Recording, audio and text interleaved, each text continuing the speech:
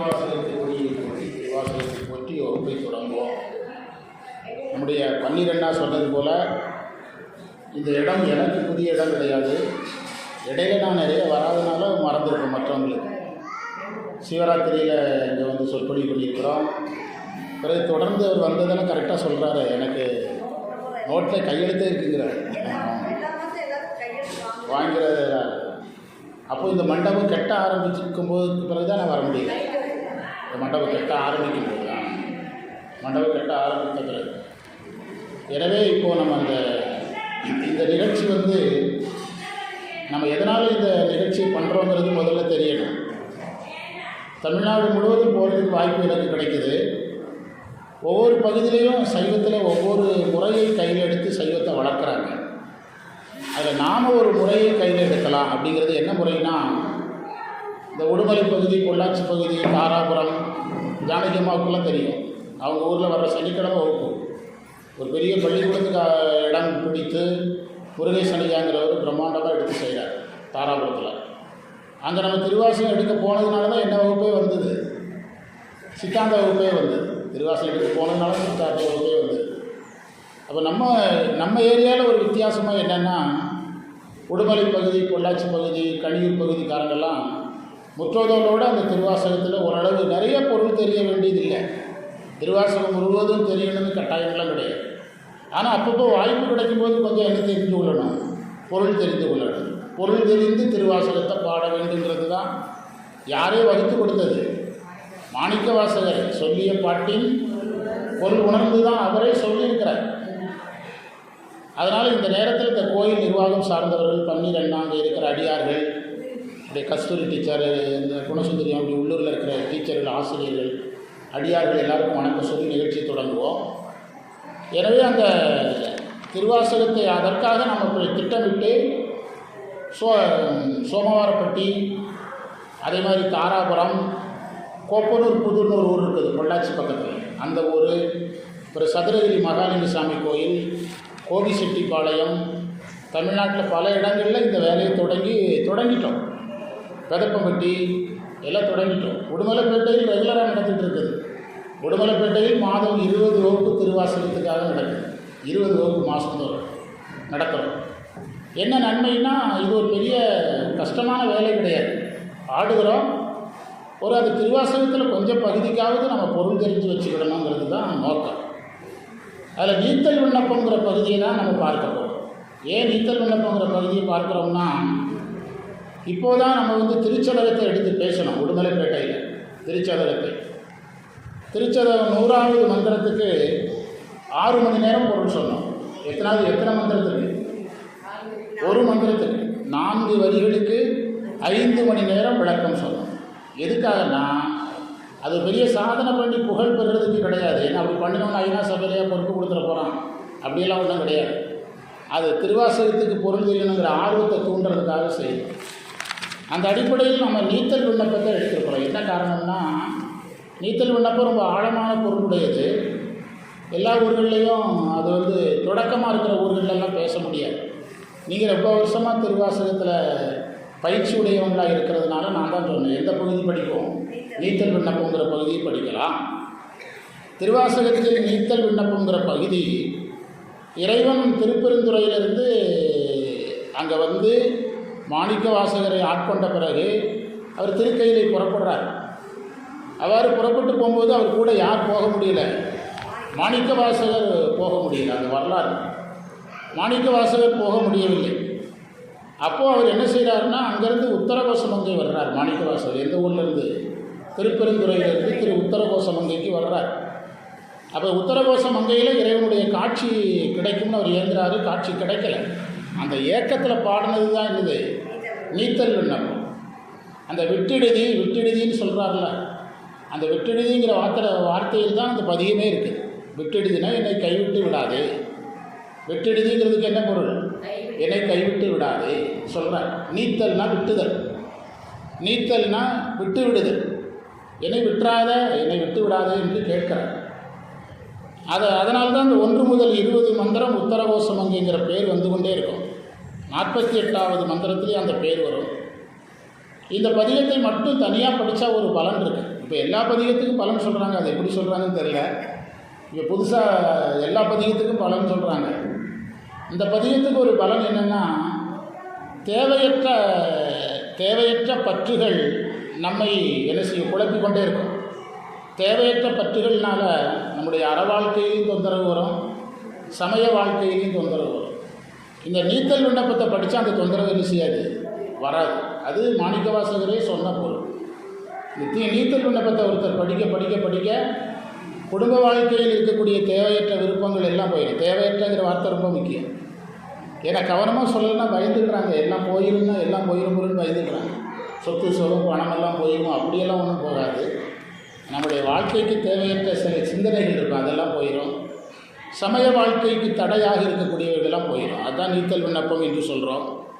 இந்த நீத்தல் விண்ணப்பத்தில் நம்ம முதல் மந்திரம் சொல்கிறார், கடையவனேனை என்று ஆரம்பிக்கிறார். விட்டுடுதின்னு வர்ற இடத்துலலாம் என்ன பொருள் எடுக்கணும், என்னை கைவிட்டு விடுவாயோ, கைவிடல் ஆகாது, என்னை கைவிடாதேன்னு கேட்குறார். அதில் இந்த கடையவனேனை கருணையினால் ஆண்டு கொண்ட கடையவன் என்ற சொல்லுக்கு இப்போ நம்முடைய வகுப்பினுடைய நோக்கம் இப்போ உங்களுக்கு 10 நிமிஷத்தில் புரிஞ்சிடும். கடையவன் அப்படின்னு நம்ம படிக்கிறோம். கடையவன் ஏன் சொன்னார், அதற்கு நம்மகிட்ட விடை கிடையாது. இந்த ஒவ்வொரு வார்த்தைக்கான விடையை கண்டுபிடிக்கிறது தான் இந்த நிகழ்ச்சியினுடைய நோக்கம். புரியுதா? கடையவன் சொன்னது தான் தெரியுது நமக்கு, ஏன் சொன்னார் தெரியாது. கடையவன் என்று சொன்னது, உனக்கு பணி செய்ய எனக்கு தகுதி இல்லை, அதனால் நான் யார், கடையவன். கடையவன்னா தாழ்ந்தவன். ஒரு சமயத்துறையில் ஒரு சைவத்தில் ஒருத்தன் எப்போது கடையவன் ஆகிறான்னா, இறைவனுக்கு வேலை செய்வதற்கான தகுதி இல்லாத போது யாராகிறான், கடையவன் ஆகிறான். அதைத்தான் மாணிக்கவாசகர் நமக்கு சொல்கிறதுக்கு யார் மேலே வச்சு சொல்கிறாரு, அவர் மேலே வச்சு சொல்கிறார். கடையவன், பணி செய்வதற்கு தகுதியற்றவன். கருணையினால் ஆண்டு கொண்டன்னு சொல்கிறார். கடையவனேனை கருணையினால் ஆண்டு கொண்ட. இப்போது நமக்கு ஒரு அரசாங்க வேலை கிடைக்குதுன்னா, நான் பரீட்சை எழுதினேன், மார்க்கு வந்தது, கிடச்சிது அப்படி சொல்கிறோம். ஒரு வியாபாரத்தில் நம்ம ஜெயித்தோம்னா, கடுமையாக உழைத்தேன், இரவு பகலாக உழைத்தேன், அதனால் நான் வியாபாரத்தில் பெரிய ஆளானேன்னு சொல்கிறோம். அப்போ நான் சமயத்துறையில் நம்ம மேலே வர்றதுக்கு என்ன காரணம் சொல்கிறது, நம்மக்கிட்ட கேட்டால் என்ன காரணம் சொல்லுவோம், நான் தீவிரமாக சரியை பண்ணினேன், நான் தீவிரமாக கோயிலுக்கு போனேன், நான் தீவிரமாக சிவபூஜை பண்ணினேன், நான் தீவிரமாக பல்வேறு சமய சாதனங்களில் ஈடுபட்டேன்னு தானே சொல்லுவோம். நம்மளை சொல்ல விட்டால் மணிக்கணக்கில் சொல்லுவோம், நாள் கணக்கில் கூட சொல்லுவோம், வருஷக்கணக்கில் கூட சொல்லுவோம். ஆனால் மாணிக்கவாசகர் சொல்கிறாரு, என்னை நீ ஆட்கொண்டதற்கு நான் செய்த எந்த சாதனங்களும் காரணம் கிடையாது. இன்றைக்கி நாம் எல்லாருமே தெரிஞ்சுக்கிடுவோம், நம்ம சைவத்தில் நீங்கள் நல்லா இருக்கிறீங்க, என்ன காரணம்னு கேட்டால் இறைவன் கருணை, அவ்வளோதான் பதில் சொல்லணும். யார் சொல்லித்தர்றா, மாணிக்கவாசகர் சொல்லித்தர. தெரிஞ்சுடுங்க, இன்றைக்கு உங்களுக்கு எனக்கும் பாடம், முதல்ல எனக்கு பாடம், ரெண்டாவது உங்களுக்கு பாடம். நீங்கள் சைவத்தில் இவ்வளோ நல்லா இருக்கிறீங்க, உங்களுக்கு யோகம் பாருங்கள், முற்றோதலுக்கெல்லாம் போகிறதுக்கு நேரம் கிடைக்குது, நீங்கள் இந்த மாதிரி சிவராத்திரிக்கெல்லாம் முடிச்சிருக்கிறீங்க, உங்கள் யோகத்தை பாருங்கள் இப்படின்னு யாராக கேட்டால், அது என்ன 40 வருஷமாக இதான வாழ்க்கை அப்படி சொல்லிடக்கூடாது. இதே தானே வாழ்க்கை 40 வருஷமாக அப்படி சொல்லிடக்கூடாது. என்ன சொல்லணும், இறைவனுடைய கருணை. அதுதான் அவர் சொல்கிறார், உனக்கு பணி செய்வதற்கு எனக்கு தகுதி இல்லை, என்னை நீ என்ன செய்தாய், கடையவனேனை கருணையினால் கலந்து ஆண்டு கொண்ட. கலந்து ஆண்டு கொண்டங்கிறதுக்கு உயிரில் கலந்து உடம்பில் கலந்து என்னை உருக்கினாய்கிறார். அதற்கு உரை எழுதும்போது பண்டிதமணி கதிரேச செட்டியாருடைய உரையை தான் நான் ஃபாலோ பண்ணுறேன். நீத்தல் விண்ணப்பத்துக்கு மட்டும் இவ்வளோ பெரிய புக்கு, உரை புத்தகம், 50 மந்திரத்துக்கு இவ்வளோ பெரிய புக்கு. அதில் என்ன சொல்கிறாரு, கலந்து என்பதற்கு என்ன பொருள், உயிரில் கலந்து என்னை உருக்கி, உடம்பில் கலந்து என் அறிவில் கலந்து, அதான் கலந்து. அந்த வான்கலந்த மாணிக்க வாசகன் ஒரு பாட்டு சொல்கிறாங்கல்ல வள்ளலார் பக்தர், அதே மாதிரி தான். கலந்து ஆண்டு கொண்ட விடையவனே விட்டிடுதி என்றால், விடையவன் என்றால் இடப வாகனத்தை உடையவன், காளை வாகனத்தை உடையவன். எப்படி காளை வாகனத்தை உனக்கு வேலை செய்கிறதுக்கு நீ பயன்படுத்திக்கிட்டியோ, அது மாதிரி வேலை செய்வதற்கு தகுதியற்ற என்னை நீ உனக்கு வேலை செய்பவனாக ஏற்றுக்கொண்டாய். அதனால தான் கடையவனே என்று ஆரம்பித்து விடையவனேங்கிறதையும் சொல்கிறார். விடையவனை விட்டிடுதி கண்டாய் விரல் வேங்கை. வேங்கைன்னா புலி, விரல்னா வலிமை உடையது. இறைவன் அந்த புலியினுடைய தோலை உரித்து போர்த்தின கதையெல்லாம் நம்ம படிக்கிறோம்ல, பொன்னார் மேலியனே புலித்தோலை அரைக்கசைத்துன்னு. அந்த புலி வலிமை உடைய புலிங்கிறார்.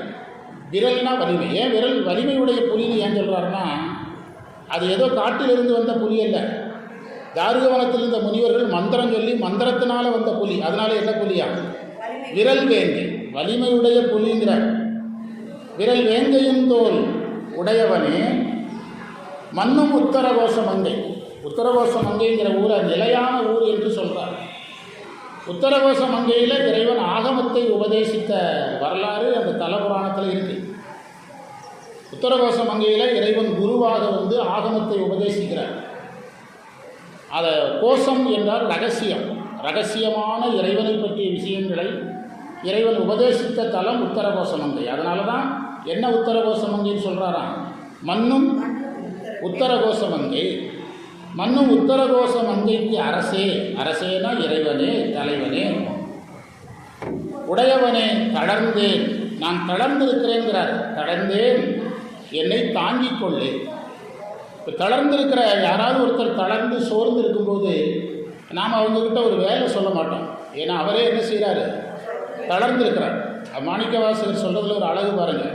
தளர்ந்தேன், என்னை வேலைக்கு வச்சுக்கன்னு சொல்லலையா? என்ன சொல்கிறாராம், முதல்ல எனக்கு ஏதாவது என்னை வந்து நீங்கள் தாங்குங்க, எனக்கு வேண்டிய உதவிகளை நீங்கள் செய்யுங்க, அதற்கு பிறகு நான் உங்களுக்கு பணி செய்பவனாக இருக்கிறேன்.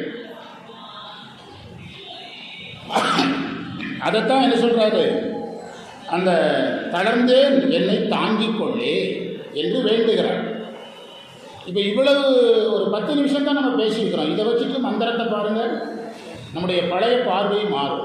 இது சொல்லி பாருங்கள் மந்திரத்துக்கு பொருள், கடையவனேனை உனக்கு பணி செய்ய தகுதியற்ற என்னை. ஒவ்வொருவருக்கும் இந்த எண்ணம் இருக்கணும், இறைவனுக்கு பணி செய்வதற்கு நமக்கு என்ன இல்லை, தகுதி இல்லை. நேற்று கரூரில் 5 மணி நேரம் சித்தாந்த வகுப்பு எனக்கு வகுப்பு எடுத்துகிட்டு வந்தேன். ஒருத்தர் கேட்குறாரு, நான் எவ்வளவு இறை வழிபாடு செய்கிறேன், இறைவன் என்னையை எப்படியெல்லாம் சோதிக்கிறாருன்னு ஒருத்தர் கேட்டார். நான் சொன்னேன், இறைவன் நம்மளையெல்லாம் சோதிக்கவே மாட்டார். இறைவன் சோதித்தார்னா ஒரு நிமிடம் கூட நாம் என்ன செய்ய முடியாது, தாங்க முடியாது. ஞானிகள்கிட்ட தான் தன்னுடைய பரீட்சையெல்லாம் வச்சுடுவார், நம்மகிட்டலாம் என்ன செய்ய மாட்டார், நம்மிடத்துலலாம் வைக்க மாட்டார் இறைவன். ஞானிகளிடத்தில் தான் சோதனை அல்ல, பரீட்சை, தன்னுடைய தேர்வுகளையெல்லாம் வைப்பார். நம்மகிட்ட என்ன செய்ய மாட்டார், வைக்க மாட்டார். நம்மளையெல்லாம் இறைவன் நமக்கெல்லாம் தேர்வு வைக்கிறது முடிவு பண்ணால் நம்ம ஒரு நிமிடம் கூட என்ன செய்ய முடியாது, தாங்க முடியாது. சுண்ணாம்பு காலவாயில் திருநாவுக்கரசரை போட்ட மாதிரி நம்மளை போட்டால் தாங்குவோமா? விஷம் கொடுத்தா தாங்குவோமா? கடலில் தூக்கி வீசினா தாங்குவோமா? அல்லது கைலாய மலைக்கு திருநாவுக்கரசர் போகிறார்ல, உருண்டு போகிறாரு, கை தேயுது, கால் தேயுது, நரம்பு தேயுது, எல்லாம் தேயுது, ஆனாலும் உருண்டு போகிறார். அதுக்கு ஒரு உதாரணம் சொன்னேன். நம்மளாம் ஸ்கூலில் படிச்சிருப்போம், உயரம் தாண்டுதல்னு ஒரு போட்டி உண்டு பள்ளிக்கூடங்களில்.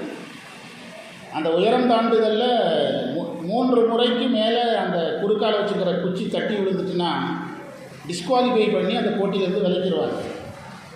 புரியுதா? ஆனால் எவ்வளவு தான் உயரத்துக்கு குச்சியை கொண்டு போக தாண்டுறான்னா என்ன பண்ணிக்கிட்டே இருப்பாங்க, குச்சியை எவ்வளோ உயரத்தினாலும் தாண்டான்னு தெரிஞ்சால் என்ன செய்வாங்க, குச்சியை உயர்த்திக்கிட்டே இருப்பாங்க. புரியுதா உங்களுக்கு? குச்சியை உயர்த்திக்கிட்டே இருப்பாங்க, மேலும் மேலும் தேர்வு வைப்பாங்க.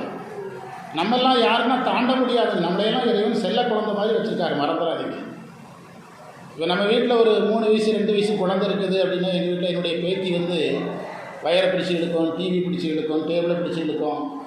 அந்த குழந்தையால் தொந்தரவு இல்லாமல் இருக்கணும்னா நம்ம குழந்தைய எடுத்து என்ன செய்துக்கிடணும், குழந்தைய எடுத்து இடுப்பில் வச்சு விடணும். அதே மாதிரி சாமி நம்மளால் தொந்தரவு இருக்கக்கூடாதுங்கிறதுக்காக என்ன பண்ணிகிட்டு இருக்கிறாரு, எடுத்து சுமந்துட்டு இருக்கிறார், நம்மளையெல்லாம் எடுத்து சுமந்துட்டு இருக்கிறார். அந்த இடத்துலேருந்து யோசித்து பார்த்தா தான் இந்த கடையவன்கிறதுக்கு பொருள் தெரியும். நமக்கு என்ன தகுதி இல்லை. கடையவன் என்ற சொல்லுக்கு என்ன பொருள், உனக்கு பணி செய்யும் தகுதி எனக்கு இல்லை, ஆனாலும் என்னை நீ எதற்கு வைத்திருக்கிறாய், பணி செய்ய வைத்திருக்கிறாய். இதுதான் மாணிக்கவாசகர் சொல்கிறார். கடையவனேனை கருணையினால் கலந்து ஆண்டு கொண்ட இறைவன் நம்மோடு நம்முடைய உயிரில் கலக்கிறான், உடம்பில் கலக்கிறான். அந்த தந்தது உந்தன்னைங்கிற மந்திரத்தில் சொல்கிறார்ல, தந்தது உந்தன்னை கொண்டது எந்தன்னை அந்த ஒன்றில்லா ஆனந்தம் பெற்றே யாதினி பெற்றது ஒன்று என்பார். சிந்தையே கோயில் கொண்டங்கிறது தான் மனசில் கலக்கிறது.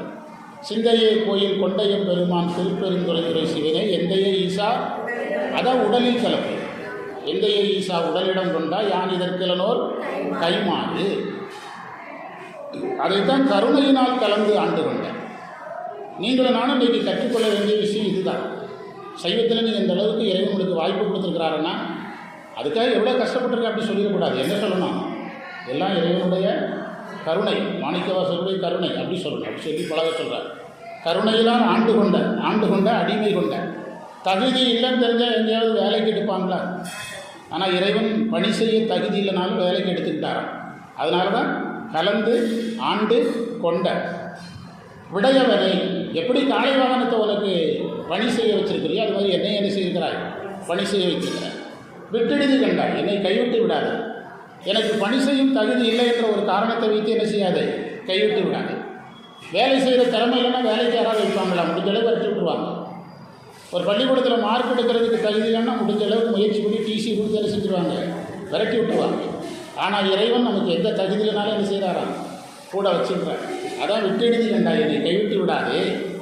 விரல் வேங்கையின் தோல் உடையவனே. தாருகவனத்து முனிவர்களால் ஏவப்பட்ட புலியினுடைய தோலை உரித்து அந்த தோல் புலியை போர்த்தி கொண்டதுனால விரல் வேங்கைனா புலி உடையவனே. மன்னும் உத்தரகோச மங்கைக்கு அரசே. இறைவன் குருவாக இருந்து ஆகமத்தை உபதேசித்த தலம் இது உத்தரகோச மங்கை. நமக்கு வேதமும் உண்டு, ஆகமும் உண்டு, திருமுறையும் உண்டு. நம்ம எதையும் குறை சொல்லக்கூடாது. நீங்கள் இந்த வகுப்பில் கொஞ்சம் கற்றுக்கிடுங்க. வேதத்தையும் குறை சொல்லக்கூடாது, ஆகமத்தையும் குறை சொல்லக்கூடாது, திருமுறையும் குறை சொல்லக்கூடாது. அந்த சைவர்களாக நாம் இருக்கணும். சரியா? விரல் வேங்கையின் தோல் உடையவனே மன்னும் உத்தரகோச மங்கைக்கு அரசே. அரசேனா இறைவனே. சடையவனே, அதாவது சடையவனே. இறைவனுடைய சடையில தான் அடைக்கலம் கேட்டு வந்த சந்திரனை எங்கே வச்சிருக்கிறாரு? சடையில் வச்சிருக்கிறார். அது மாதிரி நீ எங்களை என்ன செய்யணும்? அடைக்கலம் கொடுத்து தாங்கணுங்கிறது தான் சடையவனேங்கிறார். நான் தளர்ந்து போயிருக்கிறேன். என் எம்பிரான் என்னை தாங்கிக் கொள்ளு. தளர்ந்து இருக்கும்போது ஒருத்தருக்கு நம்ம ஒரு வேலை கொடுக்க முடியாது. நம்ம வீட்டில் யாரோ ஒருத்தர் உடம்புக்கு சரியில்லாமல் படுத்துருக்குறாங்கன்னா அவங்கள கூப்பிட்டு நீங்கள் சமையல் பண்ணுங்கள், நீங்கள் சாம்பார் வைங்க, ரசம் வைங்கன்னு சொல்ல முடியாதுல்ல. அவங்களுக்கு வேண்டிய உதவியை தான் செய்ய முடியும். மாணிக்க எவ்வளோ விவரமாக கேட்குறாரு பாருங்க. எம்பிரான் என்னை தாங்கிக்கொள்ளே. முதல்ல எனக்கு தேவையான ஃபஸ்ட் எய்டை முதல்ல பண்ணி எனக்கு தேவையான முதல் உதவிகளை நீ செய். என்னை தாங்கு. குழந்தைய வச்சு தாங்குற மாதிரி என்னை நீ செய். என்னை தாங்கு. அதாவது கீழே விழப்போகிற பொருளை தாங்கி பிடிப்பது போல நீ என்னை தாங்கிக் கொள் என்று கேட்கிறார். என்னை தாங்கிக் கொள்ளே. தாங்கி கொள்ளேன்னா நீ ஏற்றுக்கொள் அப்படின்னு சொல்கிறார். இந்த மந்திரத்துக்கு நாங்கள் 40 நிமிஷம் பொருள் சொல்லுவோம். நீங்கள் பயந்துடக்கூடாதுங்கிறதுக்காக ஒரு நேரத்தில் நான் சொல்லி முடிச்சுட்டேன். எத்தனை மந்திரத்துக்கு? ஒரு மந்திரத்துக்கு பொருள் சொல்லி முடிச்சுட்டேன். மந்திரத்தை நீங்கள் எல்லோரும் பாடுங்க பார்க்கலாம்.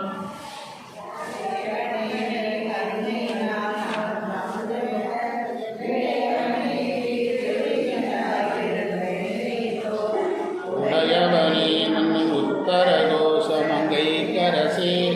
சடையவனே எம்பிரான் என்னை தாங்கிக் கொள்ளே. மந்திரம் 2 கொண்டு கொள்ளேர் என்று தொடங்குகிற மந்திரம் வில்லேர். வில்லேர் என்றால் நீங்க மாட்டேன் என்று பொருள். வில்லேர் நீங்க மாட்டேன். தொழும்புன்னு ஒரு வார்த்தை இருக்கும். தொழும்புனா பணி செய்பவன் அர்த்தம். சைவத்தில் பணி செய்கிறது தான் கஷ்டம். பன்னிரையெல்லாம் அவருக்கு எத்தனை வேலை இருக்குது பார்த்தா தான் தெரியுது. எவ்வளோ சிரமப்பட வேண்டியிருக்குது. அடியார்களை சாப்பிட வைக்கிறதுக்கு எவ்வளோ சிரமப்பட வேண்டியிருக்குது. சைவத்தில் எதுதான் கஷ்டம்? பணி செய்வது தான் கஷ்டம். தன்கடன் அடியேனை தாங்குதல் பணி செய்து விடப்பதேங்கிற.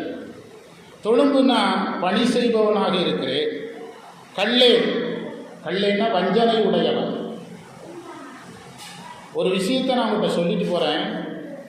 திருவாசகத்துக்கு பொருள் தெரியாமல் படித்தால் அது சரியையிலும் கிரியையிலும் சேரும். வேஸ்ட்டாலாம் போகாது.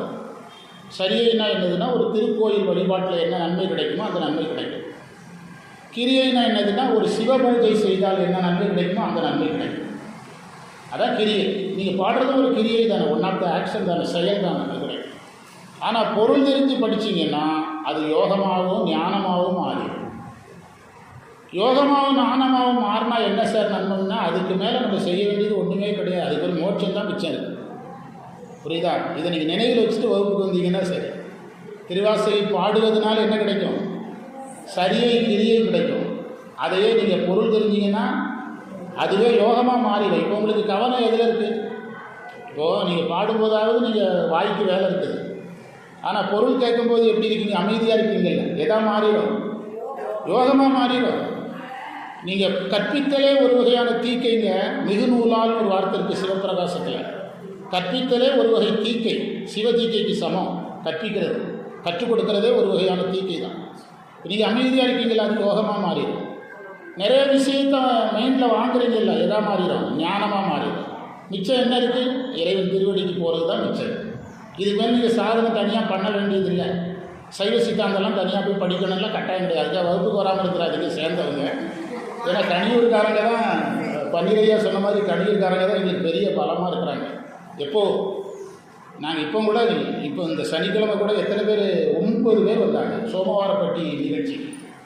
பெரிய பலமாக இருக்கிறது இந்த கணியூர்காரங்க. அதனால் நான் சொன்ன செய்தி ரொம்ப முக்கியம். யாருமே சொல்லாத செய்தி. அமைதியாக உட்காருறீங்க, யோகமாக மாறிடும். அதையே நீங்கள் மைண்டில் வாங்குறீங்க, ஞானமாக மாறிடும். அது பிறகு இருக்கிறது பேரின்பம் தான். அது பிறகு இருக்கிறது பேரின்பமும் வீடு பேரும் தான். இதுதான் திருவாசகம் பொருள் கேட்பதனுடைய நன்மை. 2வது மந்திரத்துக்கு பொருள் சொல்லிட்டு இருக்கிறோம். கல்லேன் வஞ்சனை உடையவன் ஒளியவும். ஒளியவும்னா உன்னை நீங்கவும் என்று அருள்தான். உன்னை நீங்கவும். திருவாசகத்தில் இந்த இடங்கள்லாம் சராசரி மனிதர்கள் செய்யக்கூடிய தவறுகளை எல்லாம் மாணிக்கவாசகர் யார் மேலே ஏற்றி சொல்வார்கள். ஆமாம், மக்கள் இயல்பு நோக்கி அந்த உரையாசிரியர் சொல்கிறார். மக்களுடைய இயல்பையெல்லாம் நமக்கு அறிவுரை சொல்கிறதுக்காக யார் மேலே ஏற்றி சொல்கிறாரு, அவர் மேலே ஏற்றி சொல்கிறார். அங்கே சொல்லப்பட்ட குறைகளை எல்லாம் மாணிக்கவாசகர்கிட்ட இருந்ததுன்னு நினச்சிடக்கூடாது. அவர்கிட்ட எந்த குறையும் கிடையாது. ஒரு அப்பா இருக்கிறாரு, மகனுக்கு ஒரு கம்பெனி வச்சு கொடுக்குறாரு. கம்பெனியில் 10 லட்ச ரூபா லாஸ் ஆகிடுது. அப்பா ஊருக்குள்ளே என்ன சொல்கிறாரு, எனக்கு ஒரு 10 லட்ச ரூபா கடன்ங்கிறார். கடன் பட்டது யார்? ஆனால் அப்பா என்ன சொல்கிறாரு, நமக்கு ஒரு 10 லட்ச ரூபா கடன்ங்கிறார். அதே நிலைமை தான் மாணிக்கவாசகர். நம்ம செய்த தப்பையெல்லாம் யார் மேலே போட்டுக்கிட்டாரு. இதுதான் இந்த மந்திரத்திலேருந்து அந்த உரையை சொல்கிறாங்க. சராசரி மனிதர்களுடைய இயல்பை அவர்களுக்கு அறிவுரை சொல்வதற்காக மாணிக்கவாசகர் யார் மேல் ஏற்றி சொல்லுகிறார், அவர் மேல் ஏற்றி சொல்லுகிறார். அதுதான் சொல்கிறார். கொள்ளேர் பிளவகலா தடங்கன் பொங்கையர் கொவ்வை செவ்வாய் வில்லேன். வில்லேங்கிறதுக்கு பொருள் சொல்லியிருக்கிறேன். என்னது? நீங்க மாட்டேன். என்ன அர்த்தம் தெரியுமா? நமக்கு 2 வாழ்க்கை வாழ வேண்டியிருக்குது. நம்ம ஒன்று குடும்ப வாழ்க்கை, இன்னொன்று சமய வாழ்க்கை. இப்போ உங்களை எடுத்துக்கிட்டால் இப்போ நீங்கள் சமய வாழ்க்கையில் இருக்கிறீங்க. இதற்கான நேரம் முடிந்தால் நீங்கள் குடும்ப பொறுப்புக்கு போகணும். உண்டாலே இப்போ நானாக இருந்தாலும் போகணும். இப்போ நானே வகுப்பு முடிச்சுட்டு வீட்டுக்கு போகும்போது என்னுடைய பேச்சுக்கு வேண்டிய விளையாட்டு பொருள்லாம் வாங்காமல் வீட்டுக்குள்ளே போக முடியாது. அடியே விடுது எல்லாம். இப்போ 2 பேர்த்தையும் சேர்ந்து அடிக்குது. அது வேண்டிய பொருளெல்லாம் வாங்கிட்டு கொண்டிருக்கு. என்ன குழந்தைகள்கிட்ட பழகிறதுல ஒரு லாபம் என்னென்னா, என்னுடைய மகனை திருப்திப்படுத்தணும்னா 15 லட்ச ரூபாய்க்கு கார் வாங்கணும். என்னுடைய பேத்தியை திருப்திப்படுத்துறதுக்கு 15 ரூபாய்க்கு கார் வாங்கினா போதும். புரியுதா? மகனை திருப்திப்படுத்தணும்னா ஒரு பவுன் மோதிரம் 75,000 ரூபாய்க்கு செய்யணும். பேத்தியை திருப்திப்படுத்துறதுக்கு ஒரு சின்ன பாசி மாலை போதும். என்ன சொல்கிறீங்க சார்னா, குழந்தைகள்கிட்ட பழகுது என்ன ஆசை போயிடும், பண ஆசை போயிடும். பணம் இல்லையேங்கிற டென்ஷனும் போயிடும். 100 ரூபா இருந்தால் பேத்தியை திருப்திப்படுத்திடலாம். 1 லட்ச ரூபா இருந்தால் கூட யாரை திருப்திப்படுத்த முடியாது, மகனை திருப்திப்படுத்த முடியாது. அதனால் யார்கிட்ட ரொம்ப பழகுங்க, குழந்தைகள்கிட்ட ரொம்ப பழகுங்க. சொல்லித்தருவேன். குழந்தைகள்கிட்ட அதிகமாக பழகுங்க. என்ன ஆசையே போயிடும், பண ஆசையே போயிடும். அதில் வில்லேன் கொள்ளேர் பிளவகலால் தடம் கொங்கை தன் கொகை செவ்வாய் வில்லேனின் விடுதி கண்டாய். இப்போது நீங்கள் இந்த புத்தகத்துக்கு வந்திருக்கிறீங்க. இதே மாதிரி வருவதற்கு வாய்ப்பு இல்லாமல் இந்த ஊருக்குள்ளே 100கணக்கான குடும்பங்கள் இருக்குது. வரல. அதுதான் அவர் சொல்கிறேன். ஏன் வரலன்னா, அறத்தில் அழுந்துகிறார்கள். எதில் அழுந்துறாங்க? வில்லேன் என்ன பொருள் சொன்னோம், நீங்கள் அதிலிருந்து வெளியே வர முடியல. அது பல வகையான மகிழ்ச்சி அவர்களுக்கு கிடைக்குது. அதில் என்ன செய்கிறாங்க, அழுந்துறாங்க. அதில் அழுந்துகிறார்கள். அதுலேருந்து வெளியே வர முடியாமல் இருக்கிறாங்க. அப்படி இருக்கிறாங்கன்னு அடுத்தவங்கள சொன்னால் கோபம் வந்துடும். அதனால் யார் மேலே சொல்கிறாரு, நம்ம அவர் மேலே சொல்கிறோம். வீட்டிலேயே ஒரு உணவு சரியான சுவை வரலன்னா மருமகான் கையை காட்ட முடியுமா? வீட்டுக்குள்ள சண்டை வந்துடும். அதுக்கு வயசில் பெரியவங்க என்ன சொல்லுவாங்க, நான் தான் சாம்பார் வச்சது, நான் தான் சரியாக சமைக்காமல் விட்டுட்டேன்னு அவங்க பேரில் போட்டுன்ற மாதிரி தன் மேலே போடலாம். வில்லேனின் விடுதி கண்டால் அப்படி இதை காரணமாக வச்சு என்னை நீ என்ன செஞ்சிடாத, கைவிட்டு விடாது. அதான ஒரு சமய வாழ்க்கை வாழணும். ஆனால் நான் சராசரி மனிதனாக உலகத்தில் கிடைக்கக்கூடிய சின்ன சின்ன இன்பங்களை தேடிக்கொண்டு அலைகின்றவனாக இருக்கிறேன். நான் அந்த உலகில் இன்பங்களை எல்லாம் விட முடியாதவனாக இருக்கிறேன். இதை காரணமாக வச்சு நீ என்ன செஞ்சிடாத, என்ன கைவிட்டுறாத. வில்லேனின் விடுதி கண்டால் விழுத்தொழும்பில் உள்ளேன். பாருங்கள், அவர் ஒரு அழகான செய்தியை சொல்கிறார். ஒரு பக்கம் உலகில் சிற்றின்பத்தில் மூழ்கிறேன், இன்னொரு பக்கத்தில் உனக்கு நான் வேலை செய்கிறேங்கிறேன். புரியுதா? இது ஒரு ஆரம்ப நிலை. இறைவனுக்கு வேலை செய்கிற வர்ற எல்லாருமே எந்த ஆசையும் இல்லாமல் வர முடியாது. உள்ளே அது பிறகு தங்களை என்ன செய்வாங்க, மாற்றிக்கொள்வார். அவர் சொல்கிறார், உலகில் சிற்றின்பத்தை தேடுறவனாகவும் இருக்கிறேன், உனக்கு வேலை செய்கிறவனாகவும் இருக்கிறேன் அப்படிங்கிறார். வித்தியாசமான ஒரு மந்திரம். வில்லேன் எனும் விடுதி கண்டால் விழுத்தொழும்பில் உள்ளேன். நான் உனக்கு விழுனா மேலான, பள்ளிக்கூடத்தில் படிச்சிருப்போம், ஒழுக்கம் விழுப்பம், விழுப்பம்னா மேலான, தொழும்புனா அடிமைன்னு அர்த்தம், வேலை செய்பவன். விழுத்தொழும்பின் உள்ளே புறம் அல்லே. அதாவது ஒரு பக்கத்தில் உலகியல் ஆசையில் சிற்றின்பத்தில் நான் மூழ்கினாலும் உன் வேலையில் நான் கரெக்டாக இருக்கிறேன் அப்படிங்கிறார். இது ஒரு வகையில் போற்றத்தக்கது அல்ல, ஒரு வகையில் சந்தோஷமானது தான். ஆனால் சைவம் இப்போது சைவ சித்தாந்தத்தில் என்ன சொல்லியிருக்காங்கன்னா, மானுட பிறவிதானும் வகுத்தது அறநஞ்சு ஆடும் அல்லது ஆனஞ்சு ஆடும் அரண்பணிக்காக. சைவ சித்தாந்தத்தில் என்ன சொல்லியிருக்கு தெரியுமா? இறைவன் விலங்கை படைத்தது விலங்காக வாழ்வதற்கு, யானையை படைத்தது யானையாக வாழ்கிறதுக்கு, காட்டில் சுற்றுறதுக்கு. நம்மளை படைத்தது யாருக்கு? வேலை செய்கிறதுக்காக. மானுட பிறவிதானும் வகுத்தது ஆனஞ்சாடும் அரண்பணிக்காக. இறைவனுக்கு வேலை செய்கிறதுக்காக தான் இறைவன் நம்மளுக்கு எதை தந்திருக்காராம்? மனித பிறவியை தந்திருக்கிறாராம். இந்த மாடு நமக்கு வேலை செய்யவில்லையே, இந்த யானை நமக்கு வேலை செய்யவில்லையே இறைவன் வருத்தப்பட மாட்டாராம். இந்த மனிதனை நமக்கு வேலை செய்ய படைச்சு நமக்கு வேலை செய்யாமல் போயிட்டானே என்று என்ன செய்வாராம்? வருத்தப்படுவார். அவருக்கு வேலை செய்கிறதுக்கு அப்போ ஆளே இல்லையா அப்படின்னு கேட்கக்கூடாது. வேலை செய்வதன் மூலமாக நாம் என்ன செய்கிறோம்? இறை புண்ணியத்தை, சிவ புண்ணியத்தை தேடி இறைவனை அடையிறோம். அது பேர் தான் வேலை செய்தல். அப்போ அதுக்காக இறைவனுக்கு வேலை செய்ய ஆளே இல்லையா அப்படின்னு நினச்சிடக்கூடாது. உள்ளேன் புறம் அல்லே, நான் உன்னுடைய வேலையை விட்டுட்டு வெளியே போகலை. உத்தரகோசம் மங்கைக்கு அரசே இறைவனே கள்ளே. பாருங்க, கள்ளேன்னா வஞ்சனம் உடையவன். என்ன வஞ்சனை?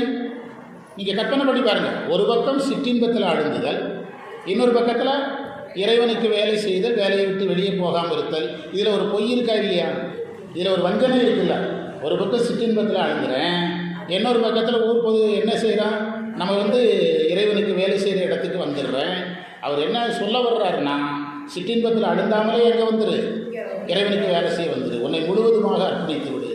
இப்போ இந்த கோயில் நிர்வாகிகள் ஐயாலாம் எல்லாருமே நீங்கள்லாம் சேர்ந்து இதை ஒரு நாள் அரை நாளாக செய்கிறீங்க. மாதத்தில் பல நாள் இந்த பணி இருக்குது. கிருத்திகை பணி, அந்த பணி, சிவராத்திரி பணி, முற்றோதல் பணி. இந்த போர்டை பார்த்தாலே தெரியுது எவ்வளவோ பணிகள் இங்கே நடந்து கொண்டே இருக்குது. உண்டா இல்லையா? அப்படி நீ முழு நேரமாக உன்னை இறைவனுக்கு கொடுக்கணுங்கிறது தான். இந்த கோயில் நிர்வாகத்தில் எல்லாருமே இப்படி தான் இருக்கிறாங்க, நமக்கு தெரியும், எல்லாரையும் பார்த்துருக்குறோம். அந்த மாதிரி நீ இறைவனுக்கு உன்னை முழுசாக கொடுக்குறவனாக இருக்கணும். ஒரு பக்கம் சிற்றின்பத்தில் அழுந்துதல், இன்னொரு பக்கம் இறைவனுக்கு வேலை செய்தல் வருதல்ங்கிறது ஏற்க மாட்டாங்கல்ல. என்ன சொல்கிறீங்க? அதை தான் மாணிக்கவாசகர் சொல்கிறார். கள்ளேன் ஒளியவும் கண்டு கொண்டது ஆண்டது எக்காரணமே.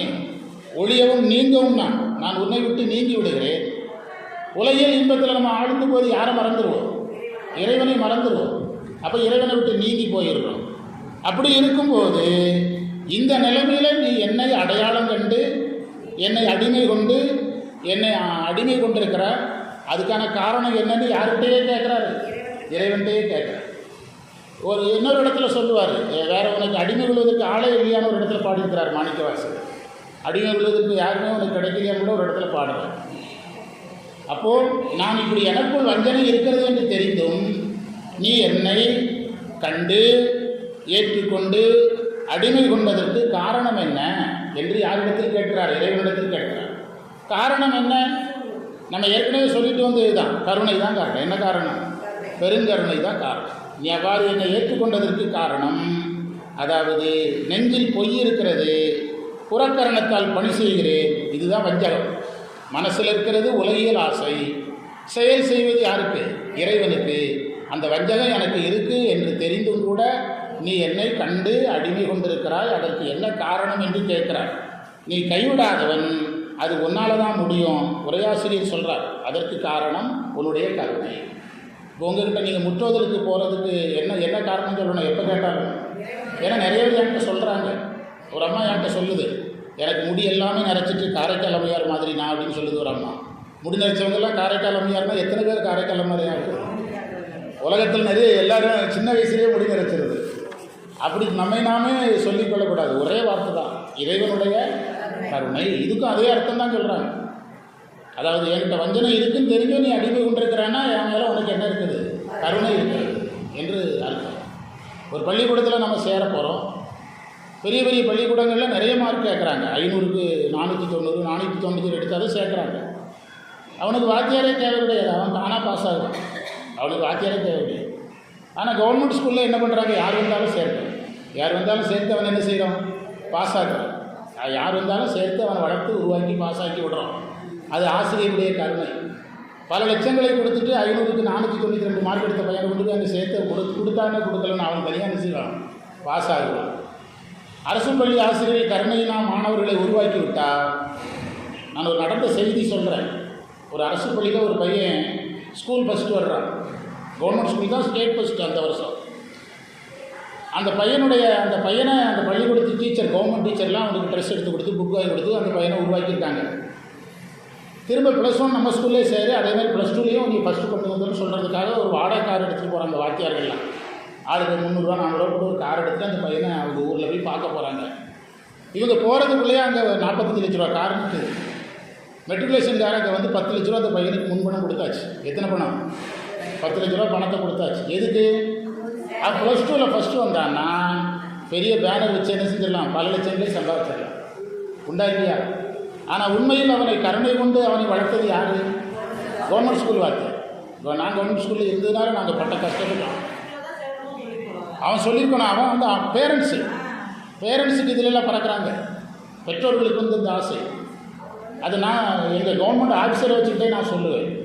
மெட்ரிகுலேஷனில் வந்து பிரியாணி அரிசியில் பிரியாணி செய்கிறாங்க, நாங்கள் ரேஷன் அரிசியில் பிரியாணி செஞ்சுக்கிட்டு இருக்கோம் அப்படின்னு. இந்த பையன் குவாலிட்டி இல்லாமல் இருக்கிறாங்கல்ல, அதை வச்சுக்கிட்டு நான் சொல்லுவேன், மெட்ரிகுலேஷனில் பிரியாணி அரிசியில் பிரியாணி பண்ணுறாங்க, நாங்கள் ரேஷன் அரிசியில் குவாலிட்டியான பிரியாணி பண்ணிகிட்டு இருக்கிறோம் அப்படின்னு சொல்லுவேன். அப்படி கஷ்டப்பட்டு உருவாக்குற இடத்துல ஆசிரியருடைய கருணை இருக்குது. இப்போ ஒரு 4-5 நாளைக்கு முந்தி 27 வருஷத்துக்கு முந்தி என்கிட்ட படித்த பசங்கள்லாம் என்னை சந்தித்தாங்க. ஃபோட்டோலாம் போட்டு விட்டேன், நம்மளுடைய குரூப்பில் போட்டு விட்டேன். 27 வருஷத்துக்கு முந்தி படித்த பசங்க அவையெல்லாம் சொல்கிறான். அந்த நேரம் பேச சொல்லி கொடுத்தீங்க, அந்த நேரம் மேடை கூட்டு பாட சொல்லி கொடுத்தீங்க, என்னென்ன இல்லாமல் சொல்கிறாங்க. அந்த பசங்க எல்லாம் நமக்கு மறந்து போச்சு, அவங்க சொல்கிறாங்க. அதனால் இந்த வஞ்சனையிலிருந்தும் என்னை நீ ஆட்கொண்டதற்கு காரணம் என்ன காரணமேன்னு கேட்டால் அதுக்குள்ளேயே விடை இருக்குது.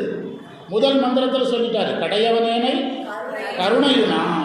இன்னைக்கு உங்களுக்கு பாடம் ரொம்ப சிம்பிள் தான். சைவத்தில் நம்ம எந்த வகையில் நல்லா இருந்தாலும் யாருடைய அருள், இறைவனுடைய அருள், அவ்வளோதான். என்னங்க இந்த வயசில் கூட அவ்வளோ சுறுசுறுப்பாக இருக்கிறீங்க, இறைவனுடைய அருள். எல்லா வேலையும் போட்டு உங்கள் பாட்டு போயிருங்க, குடும்பம் நடக்குது, இறைவனுடைய அருள் அப்படி சொல்லி பழகிட்டீங்கன்னா பிரச்சனை இல்லை. அது இல்லை சார், நான் எத்தனை முற்றோதல் ஒரு நாளைக்கு, மாதம் 30 முற்றோதல். இந்த பாடின மந்திரத்துக்காவது குடும்பம் நல்லா இருக்க வேண்டாம், புரியுதா? அப்படி கேட்டக்கூடாது. கேட்டால் இறைவன் எங்கே போக விட மாட்டார், முற்றோதலுக்கு போக விட மாட்டார். எல்லாம் இறைவனுடைய கருணை அப்படி சொல்லணும். என்ன சொல்லுங்க? ஆமாம், எதற்கு எடுத்தாலும் ஒரே உடை தான். ஆமாம், இறைவனுடைய கருணை. அதுதான் மாணிக்க வாசகர் கற்றுத்தர்றார் பாருங்கள். 2வது மந்திரத்தை பாடுங்க, அடுத்த மந்திரத்துக்கு போயிடலாம். கொள்ளேர்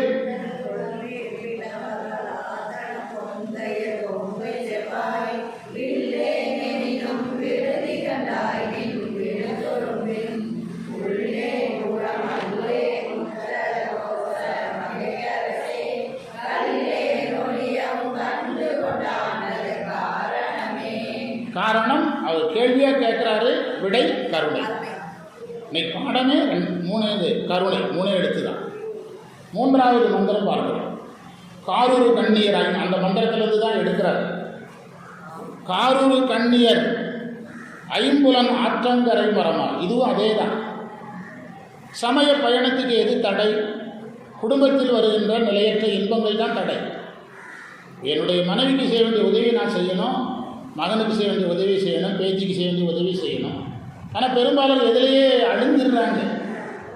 குடும்பத்தில் வாழ்வது தவறு இல்லைங்க, குடும்பத்தை விட பெருசு வேறு எதுவும் இல்லைன்னு சொல்கிறது தான் தப்பு. புரியுதா? மனைவிக்கு உதவி செய்கிறதோ, கணவனுக்கு உதவி செய்கிறதோ, பிள்ளைகளுக்கு உதவி செய்கிறதோ, சொத்து சேர்க்கிறதோ, பணம் சேர்க்கிறதோ எதுலாம் தவறு கிடையாது. ஆனால் அதை விட பெருசு எதுங்கிற எண்ணம் இருக்கணும். இறைவன், திருவாசகம் அதை விட முக்கியம், இறைவன் அதை விட முக்கியம். இந்த எண்ணம் இல்லாமல் காரூர் கண்ணியர், காரூர்னா கருமையான அர்த்தம். கருமையான கண்ணை உடைய மனைவி, மக்கள், குடும்பம், இதோட குடும்பத்தில் அழுந்தி, அந்த நிலையற்ற இன்பத்தில் அழுந்தி ஐம்புல வசப்படுகிறோம். ஐம்புலங்கள் தான் நமக்கு தடை, மெயின். உடம்பு இப்போ இந்த ஃபேன் நமக்கு கேட்குது இல்லை, ஃபேன் எனக்கே கேட்குது, சொல்கிறதுக்கு மனசு இல்லாமல் இருந்தேன். நல்ல உயரத்தில் இருந்துன்னா தைரியமாக ஃபேன் போடலாம். இது நல்ல உயரத்தில் இருக்குது.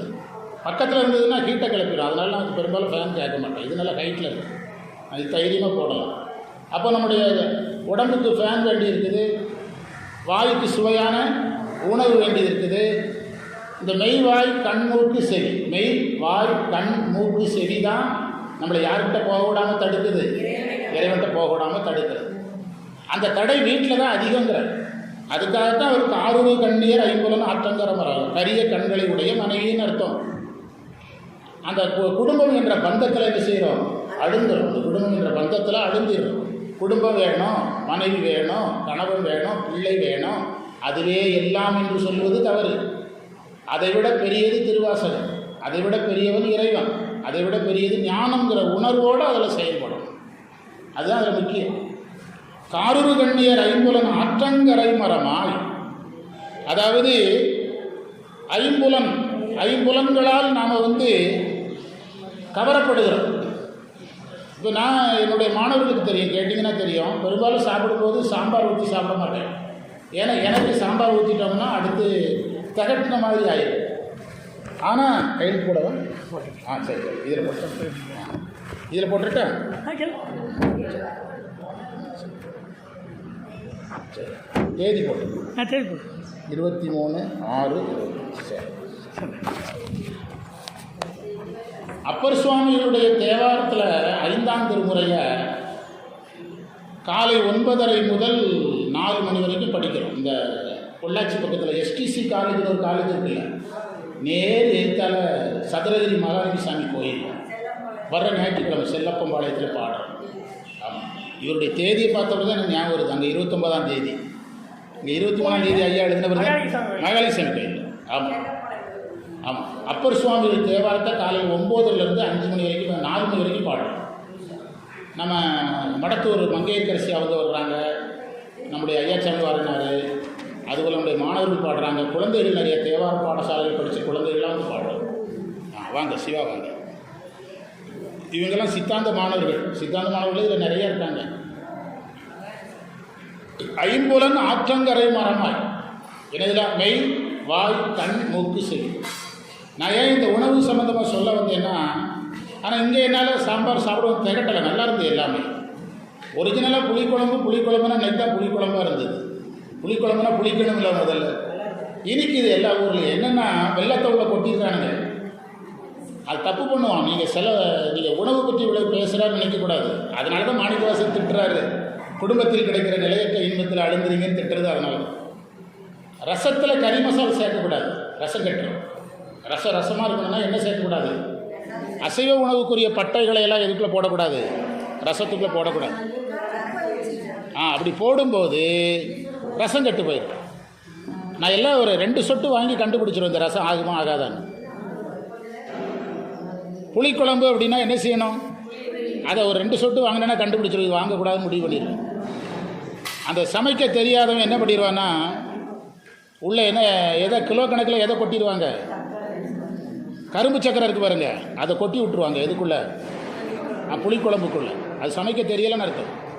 ஆனால் இங்கே நல்லா இருந்துச்சு, நல்லா வெண்டைக்காய் புளிக்குழம்பு. அது புளிக்குழம்புனா புளிக்கணும், நல்லா இருந்தது. 2 தடவை யார் அதை குழம்பு ஊற்றினவங்கிட்ட கேட்டு பாருங்கள், அவங்க 2 தடவை வாங்கி சாப்பிட்டேன். 2 தடவை வாங்கி சாப்பிட்டேன். ஏன்னு சொன்னால், ஆமாம், அதுமாதிரி ரசமும் அதேமாதிரி ரசமாக இருந்தது உங்களுக்கு. தொடர்ந்து அவங்க தான் சார். இல்லை, நீங்கள் அந்த மற்ற உணவுகள் தெரியாதனால சொல்கிறீங்க. மற்ற உணவில் இருக்கிற குறையை தான் நான் கரெக்டாக சொல்கிறேனே. புளிக்குழம்புல இந்த குறை வரும், ரசத்தில் கறி மசால் பட்டையை போட்டு கெடுப்பாங்க, ரசம் ஆகாது. அதே சாம்பாரில் என்ன செய்வாங்கன்னா, இந்த ரொம்ப கெட்டியாக அந்த மாதிரிலாம் வரும்போது டேஸ்ட் மாறும். ஆனால் இதெல்லாம் நல்லா இருந்துச்சு, நல்லா சாப்பிட்டோம். எதுக்காக சொல்கிறேன்னா, நாவில் இவ்வளோ விஷயங்கள் இருக்குது. இவ்வளோ நேரம் திருவாசகம் பேசுகிறேன்ட்டு எது சம்மந்தமாக பேசியிருக்கிறோம், நாவின் சுவை சம்மந்தமாக பேச. ஆமாம். அப்போது மெய் வாய் கண். தொலைக்காட்சி பார்க்குறதுல சிலருக்கு ஆர்வம் இருக்குது. சிலர் பார்த்திங்கன்னா இயற்கை காட்சிகளை பார்க்குறதுக்கு டூர் போயிடுறாங்க, பள்ளத்தாக்குகள் மலைகள் மேடுகள் பார்க்க போயிடுறாங்க. கண்ணால் சில ஆசை வருது. காதால் குழந்தைகள் பசங்களெல்லாம் பாருங்கள், ஹெட்ஃபோனை மாட்டிட்டு அவன் இடையராது என்ன கேட்குறான்? பாட்டு கேட்குறான். இடையராது பாட்டு கேட்டுகிட்டே இருக்கிறான். எதை மாட்டி? இறைவன் ஹெட்ஃபோன் வைக்கிறதுக்கு தான் காது வச்சார்னா கொஞ்சம் பெருசாக யானை காது மாதிரியாக கொடுத்துருப்பார். இவனெல்லாம் இப்படி வைப்பானுன்னு தெரிஞ்சதுன்னா பெரிய காதாக போட்டிருப்பார். பெரிய ஆமாம். ஹெட்ஃபோன் என்னுடைய மகன் அப்படி தான் இருக்கான். மகன் கேட்டுட்டு இருக்காண்டு நான் பேசிக்கிட்டே இருப்பேன், பதிலே வராது. என்னென்னு பார்த்தா ஹெட்ஃபோனு. பிறகு மனைவி போய் சொல்லணும், அப்பா அவங்ககிட்ட பேசுகிறேன். அதுக்கு பிறகு தான் எதை எடுக்கிறான்னு ஹெட்ஃபோனே எடுக்கிறான். அப்போ மெய், வாய், கண், மூக்கு, செவி, புரியுதா? இது என்ன? இதுக்கு ஒரு உதாரணம் சொன்னார். இந்த ஐம்புலன்கள் ஆற்றங்கரை மரம்ங்கிறார். என்ன அர்த்தம் தெரியுமா? ஆற்றங்கரையில் மரம் நின்றுச்சுதுன்னா வெள்ளம் என்ன செய்யும்? அரிச்சு எல்லா வேரையும் மேலே கொண்டு வந்து, ஆணி வேரையும் மேலே கொண்டு வந்து எதை சாய்ச்சிரும்? அதே மாதிரி நீ விழுந்துருவேங்கிற. எதன் வழி போனால் அதுக்கு கோயில் காரணமாகாது, அதற்கு முற்றோதல் காரணமாகாது, குடும்பம்தான் காரணமாகும். அதனால தான் குடும்பத்தை வைக்கிறார். காரூரு கண்ணியர் ஐம்புலன் ஆற்றங்கரை மரமா சிவவாங்க. அதுதான் குடும்பத்தை காரணம் சொல்கிறேன். குடும்பத்தில் அழுந்தும் போது தான் ஐம்புலம் வசப்படுவோம். இது நம்ம கோயிலில் அவங்க கொடுக்குறது தானே சாப்பிட்றோம். நீங்கள் போய் வீட்டில் என்னென்ன செய்வோம்? உங்களுக்கு பிடிச்ச வகை வகையான உணவுகளையெல்லாம் செஞ்சு சாப்பிடுவோம். நாம் வகை வகையான உணவையெல்லாம் நாம் சாப்பிடுவோம். எதற்கு அடிமையாகிறோம்? ஐம்புலன்களுக்கு நம்ம அடிமையாகிறோம். எங்கள் ஆசிரியர் சொன்னது தான் ஞாபகம் வருது. சிவா எங்கள் ஆசிரியர் சொன்னது தான் எனக்கு ஞாபகம் வருது. ஒரு குடும்பத்தில் எல்லாரும் முருக பக்தர்களாக இருக்கிறாங்க. எல்லாரும் அந்த குடும்ப தலைவராக இருக்கிறவர், இதில் குடும்ப தலைவிகள் தான் நிறையா. குடும்ப தலைவிகள் தான் பணம் கொடுக்குறாங்களோ.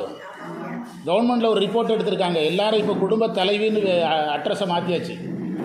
கணவரை கீழே தள்ளி விட்டுட்டு யாரை போட்டாச்சு? குடும்ப தலைவிக்கு 1000 ரூபா. அதனால் குடும்ப ரேஷன் அட்டையில் தலைவியை யார் வர்றா? பெண்கள் வர்ற மாதிரி கொண்டு வந்துட்டாங்க. பஸ்ஸில் ஆமாம், பஸ்ஸில் ஃப்ரீயாக போகணுன்னு சொன்னால் நைட்டு 9:30 மணி வரைக்கும் பஸ்ஸில் ஏறி இறங்க. ஆமாம் வாங்க. ஏதோ வீட்டில் உட்காந்து கொஞ்சம் வேலைகளை பார்த்துட்டு இருந்தாங்க, அதுவும் போச்சு. சிவார்ப்பணம். எந்த பஸ்ஸில் பார்த்தாலும் 80% யார் தான்? பெண்கள். நேற்று நான் 8:30 மணிக்கு வர்றேன், 8:30 மணிக்கும் பஸ்ஸு ஃபுல்லாக பெண்கள் இருக்காங்க. அதை பஸ்ஸு சும்மா போகிறது அவங்களுக்கு பிடிக்காது போல். சும்மா ஏறி அங்கே இறங்கி இங்கே இறங்கி அங்கே போ, அங்கேருந்து இங்கே இறங்கி. ஆ ஆ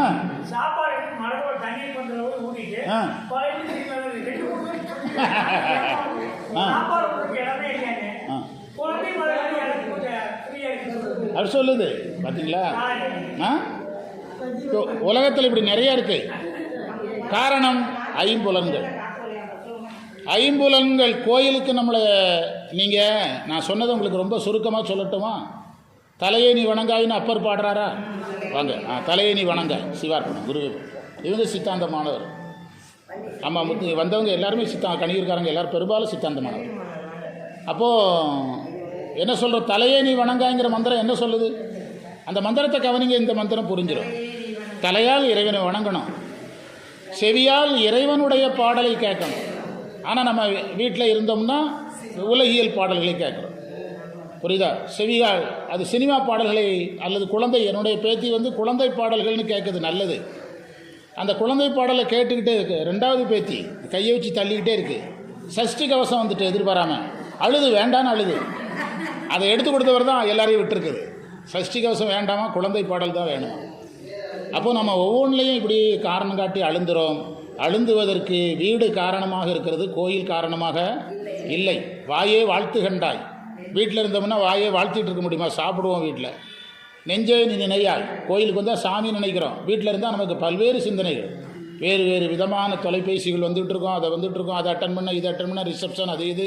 அதிலேயே நம்ம என்ன செஞ்சுருவோம்? அழுந்து. கோயிலுக்கு வர்ற நேரம் அதுலேருந்து நம்ம விடுதலை ஆகணும். அப்போது அந்த தங்கமாலை நினச்சிங்கன்னா தெரிஞ்சிடும். அப்போ நம்ம சமய நெறி திருவாசகம் முற்றுவதல், திருவாசகம் பொருள் தெரிதல் எதற்காகனா, நாம் அந்த ஐம்புலன்களில் அழுந்தாமல் இதில் அழுந்துறது. அதில் அந்த பெண்கள் சம்பந்தப்பட்ட ஒன்றை ஏன் சொன்னார்னா, அது காலங்காலமாக இது ஒரு மரபாக இருக்குது. ஒரு பெண்ணு மட்டுமே நிலையற்ற இன்பத்தில் அழுந்துறதுக்கு காரணம் கிடையாது, ஆண்களும் தான் காரணம். ஆண்களுக்கு ஒரு வகையான ஆசைகள் இருக்குது, பெண்களுக்கு ஒரு வகையான ஆசை இருக்குது. இதில் குடும்பத்தில் ஏதோ ஒரு வகையில் நம்ம ஏதோ ஒன்று நம்ம என்ன செய்யுது? கீழ் நோக்கி இழுக்குது. ஆனால் நம்ம இறைவனை நினைக்கும் போது என்ன செய்கிறோம்? மேல் நோக்கி பயணம் செய்கிறோம். அதைத்தான் அவர் சொன்னார். மண்ணு உத்தரகோச மங்கைக்கு அரசே வாரூறு பூன்முலையாள் பங்கை என்னை வளர்ப்பவன் இச. என்ன அழகான வார்த்தை. வளர்ப்பவன் என்றால் காப்பவன் என்று பொருள், பாதுகாப்பவன் என்று அர்த்தம். அந்த வார்த்தை, அந்த ஒரு வார்த்தை எவ்வளோ பெரிய வார்த்தை தெரியுமா? வளர்ப்பவன்னா பாதுகாப்பவன். இப்போ உலகியல்ல வளர்க்குறதுன்னா, இப்போ நம்ம ஒரு குழந்தைய எடுத்துகிட்டு ஹாஸ்பிட்டல் போன உடனே அவங்க எடை போடுறாங்க. குழந்தைய எடை தானே போடுறாங்க. எடை போட்டு பார்த்துட்டு இந்த ஏஜுக்குரிய வெயிட் இருக்குது, ஹெல்த்தாக இருக்குது, நார்மலாக இருக்குதுன்னு சொல்கிறாங்கல்ல. அந்த குழந்தையினுடைய வளர்ச்சியை எதை வச்சு முடிவு பண்ணுறாங்க? அதனுடைய எடையை வச்சு, உணவு நாள் எடையை வச்சு முடிவு பண்ணுறாங்க. ஆனால் இங்கே வளர்க்குறதுங்கிறது அப்படி கிடையாது. இங்கே வளர்க்குறது வேற. எதை வளர்த்தல்? ஞானத்தை வளர்த்தல். உடம்பை வளர்த்தேன், உயிரை வளர்க்கணும். உடம்பை வளர்த்தேன், உயிர் வளர்த்தேனே. உடம்பினை முன்னம் இழுக்கண்டிருந்தேன், உடம்பினுக்குள்ளே உருபொருள் கண்டேன், உடம்பை வளர்க்கும் உபாயம் அறிந்தேன், உடம்பை வளர்த்தேன், உயிர் வளர்த்தேனே. திருமூலர் சொல்கிறார்.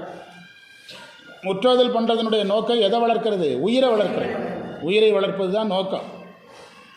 அதனால தான் திருவாசகத்தில் மாணிக்கவாசகர் ஊனுடல் உருக்கி உள்ளொளி பெருக்கி. நீங்கள் உடம்பை வளர்க்குறதுன்னா வேறு பொருள் எடுத்துடக்கூடாது. உடம்பை வளர்க்குறதுன்னா வளர்த்தல் என்ற பொருளுக்கு உயிரை வளர்த்தல் என்று பொருள். புரியுதா? அதனால தான் வளர்த்தல் என்ற சொல்லுக்கு பாதுகாத்தல் என்று பொருள். ஒரு குழந்தையை வளர்க்குறதுக்கு யாருடைய உதவி வேணும்? தாயினுடைய உதவி வேணும். அதனால தான் இந்த மந்திரத்தில் அம்மையை கொண்டு வர்றார். எவ்வளோ அழகான மந்திரம் பாருங்கள். வாரூரு பூன்முலையாள் பங்க என்னை வளர்ப்பவன். குழந்தை வளர்க்குறதுக்கு அம்மா வேணுமல்ல. நம்மளை வளர்க்குறதுக்கு யாரை கொண்டு வர்றாரு? அம்மை உங்களை வளர்க்குதுங்கிறத அழகாக சொல்கிறார். அவ்வளோ அழகாக அம்மையை கொண்டு மாணிக்கவாசகர் பாடியிருக்கிறார்.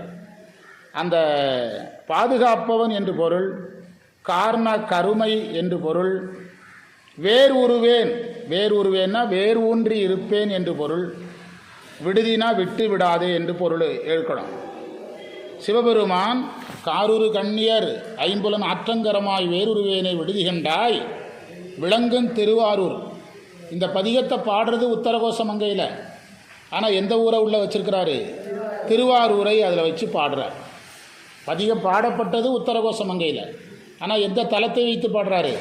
திருவாரூரை வைத்து பாடுறார்.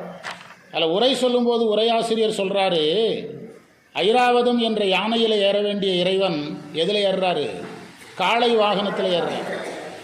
ஐராவதத்தில் ஏறுறதா இருந்தால் தேவலோகத்தில் உட்கார்ந்துருக்கணும். காளை வாகனத்தில் ஏறணும்னா நில உலகத்துக்கு வரணும்.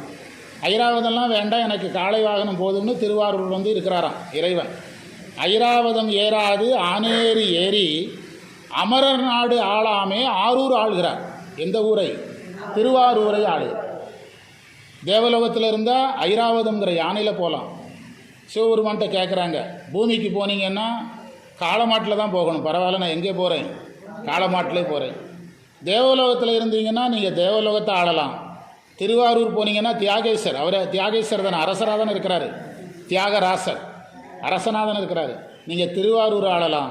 தேவலோகத்தை ஆளலாம். நான் எதை ஆள தான் விரும்புகிறேன்? திருவாரூரை ஆள விரும்புகிறேன்னு இறைவன் வந்துட்டாராம். இதையெல்லாம் எதோட சேர்த்து படிக்க சொல்கிறாங்க? இந்த ஆரூருங்கிற வார்த்தையோடு சேர்த்து படிக்க சொல்கிறாங்க. இந்த ஆரூருங்கிறத படிக்கும்போது இதையெல்லாம் சேர்த்து படிக்கணும். எனது யானையில் போக வேண்டியவன் இடபத்தில் சென்றான், தேவலோகத்தை ஆள வேண்டியவன் திருவாரூரை ஆண்டான். திருவாரூர் நமக்கு சைவத்தில் மிக பழமையான தலம். நம்ம எல்லா கோயில்களுக்கும் போனால் தென்னாருடைய சிவனை போற்றி நாட்டவருக்கு இறைவா போற்றின்னு சொல்கிறோம். ஆனால் திருவாரூரில் என்ன சொல்கிறாங்க? தியாகேசா, ஆரூரா தியாகேசா. நம்ம அதை மறந்து தென்னாருடைய சிவனை போற்றின்னு சொன்னால் அந்த ஊருக்காரங்க நம்மளை கண்டிக்கிறாங்க, சண்டைக்கு வர்றாங்க. சொல்லாதீங்க, ஆரூரா தியாகேசா தான் சொல்லணும். தென்னாருடைய சிவனை போற்றி அப்படின்னு நீங்கள் சொன்னீங்கன்னா அது வேறு நடராஜருக்கோ வேறு யாருக்கோ உரிய பெருமையை நீங்கள் எங்கே சொல்கிறீங்க? சிதம்பரம் மாதிரியே இதுவும் ஒரு பழமையான தலம், எனவே இந்த தலத்துக்குள்ளதை சொல்லுங்கள் அப்படின்னு சொல்கிறாங்க. அது சிவபெருமான் தேவலோகத்தில் இல்லாமல் இங்கே வந்ததுனால எந்த ஊருக்கு கிடைச்ச சிறப்பு? திருவாரூருக்கு கிடைச்ச சிறப்பு. திருவாரூருக்கு கிடைத்த சிறப்பு அதை இங்கே பதிவு பண்ணுறார் மாணிக்கவாசகர். ஆரூர், ஆரூரா என்று சொல்கிறார். அதில் உரையாசிரியர் சொல்கிறாரு, திக்கெல்லாம் புகழ் திருவாரூருங்க. திருவாரூர் எல்லா இடங்களிலும் புகழப்படுவது. நீங்கள் திருவாரூர் கோயிலை நல்லா பார்க்கணும்னா ஒரு மினிமம் ஒரு நாளாவது செலவழிக்கணும். கொத்து கொத்தா அங்கே சந்நிதி இருந்துக்கிட்டே இருக்கும். ஒரு நாள் நிறைய இருக்கும். கடல் மாதிரி, நீர்நிலைகளும் கடல் மாதிரி இருக்கும். கடலுக்குள்ளே சாமி இருக்கிறாரா, சாமிக்குள்ளே கடல் இருக்கா, இப்படிலாம் கேட்குறாங்க. அது ஒரு நாள் முழுவதும் செலவழித்து நிதானமாக கும்பிடணும். அந்த தலங்களுக்கு போய் திருவாரூருக்கெலாம் தனியாக நாள் ஒதுக்கணும். அதை அதில் சொன்னார், தியாகராசர் இருக்கிறதுனால தான் விளங்கும் திருவாரூர்னாராம். தியாகராசர் இருப்பதனால் விளங்கும் திருவாரூர். அந்த அம்மையை சொல்கிறார் பாருங்க, உமை பங்க என்று அம்மையை பெயரை சொல்கிறார்ல. எதுக்கு சொல்கிறாராம்? நான் ஒரு குழந்தை, இறைவன் வளர்க்கணும். இறைவன் எப்படி வளர்ப்பார்? அம்மா வேணுமல்ல, அதுக்காக யாரை சொல்கிறாராம்? அம்மையே சொல்கிறாராம், வளர்ப்பவனே என்று சொல்லுகிறார்.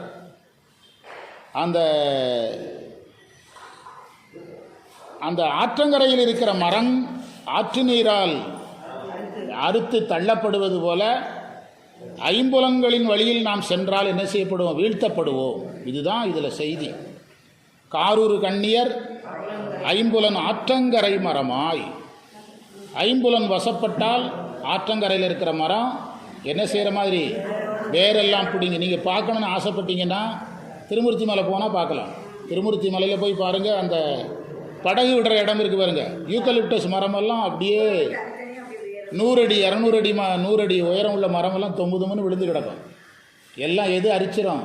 ஆறு அரிச்சிடும். அதனால் நம்ம மெய், வாய், கண், மூக்கு, செவி இதில் ரொம்ப யாருக்கு தான் அதிக முக்கியத்துவம் கொடுக்கணும்? இறைவனுக்கு முக்கியத்துவம் கொடுக்கணும். நான் ஒரு கதை சொல்கிறேன்ட்டு சொல்லாமல் விட்டுட்டேன். அதாவது எங்கள் ஆசிரியர் இந்த மெய்வாய், கண்மூக்கு, செவிக்காக, அதாவது ஒரு குடும்பத்தில் எல்லாருமே முருக பக்தர்களாக இருந்தாருன்னு ஆரம்பித்தேன். ஐயா சொன்னார்ல, முருகன் மாநாடு 5 லட்சம் பேர் பங்கெடுத்திருக்காங்கன்னு, சஷ்டி கவசமெல்லாம் சொல்லியிருக்காங்க. அதெல்லாம் பெரிய 5 லட்சம் பேர் சொன்னால் மிகப்பெரிய பலன் இல்லை.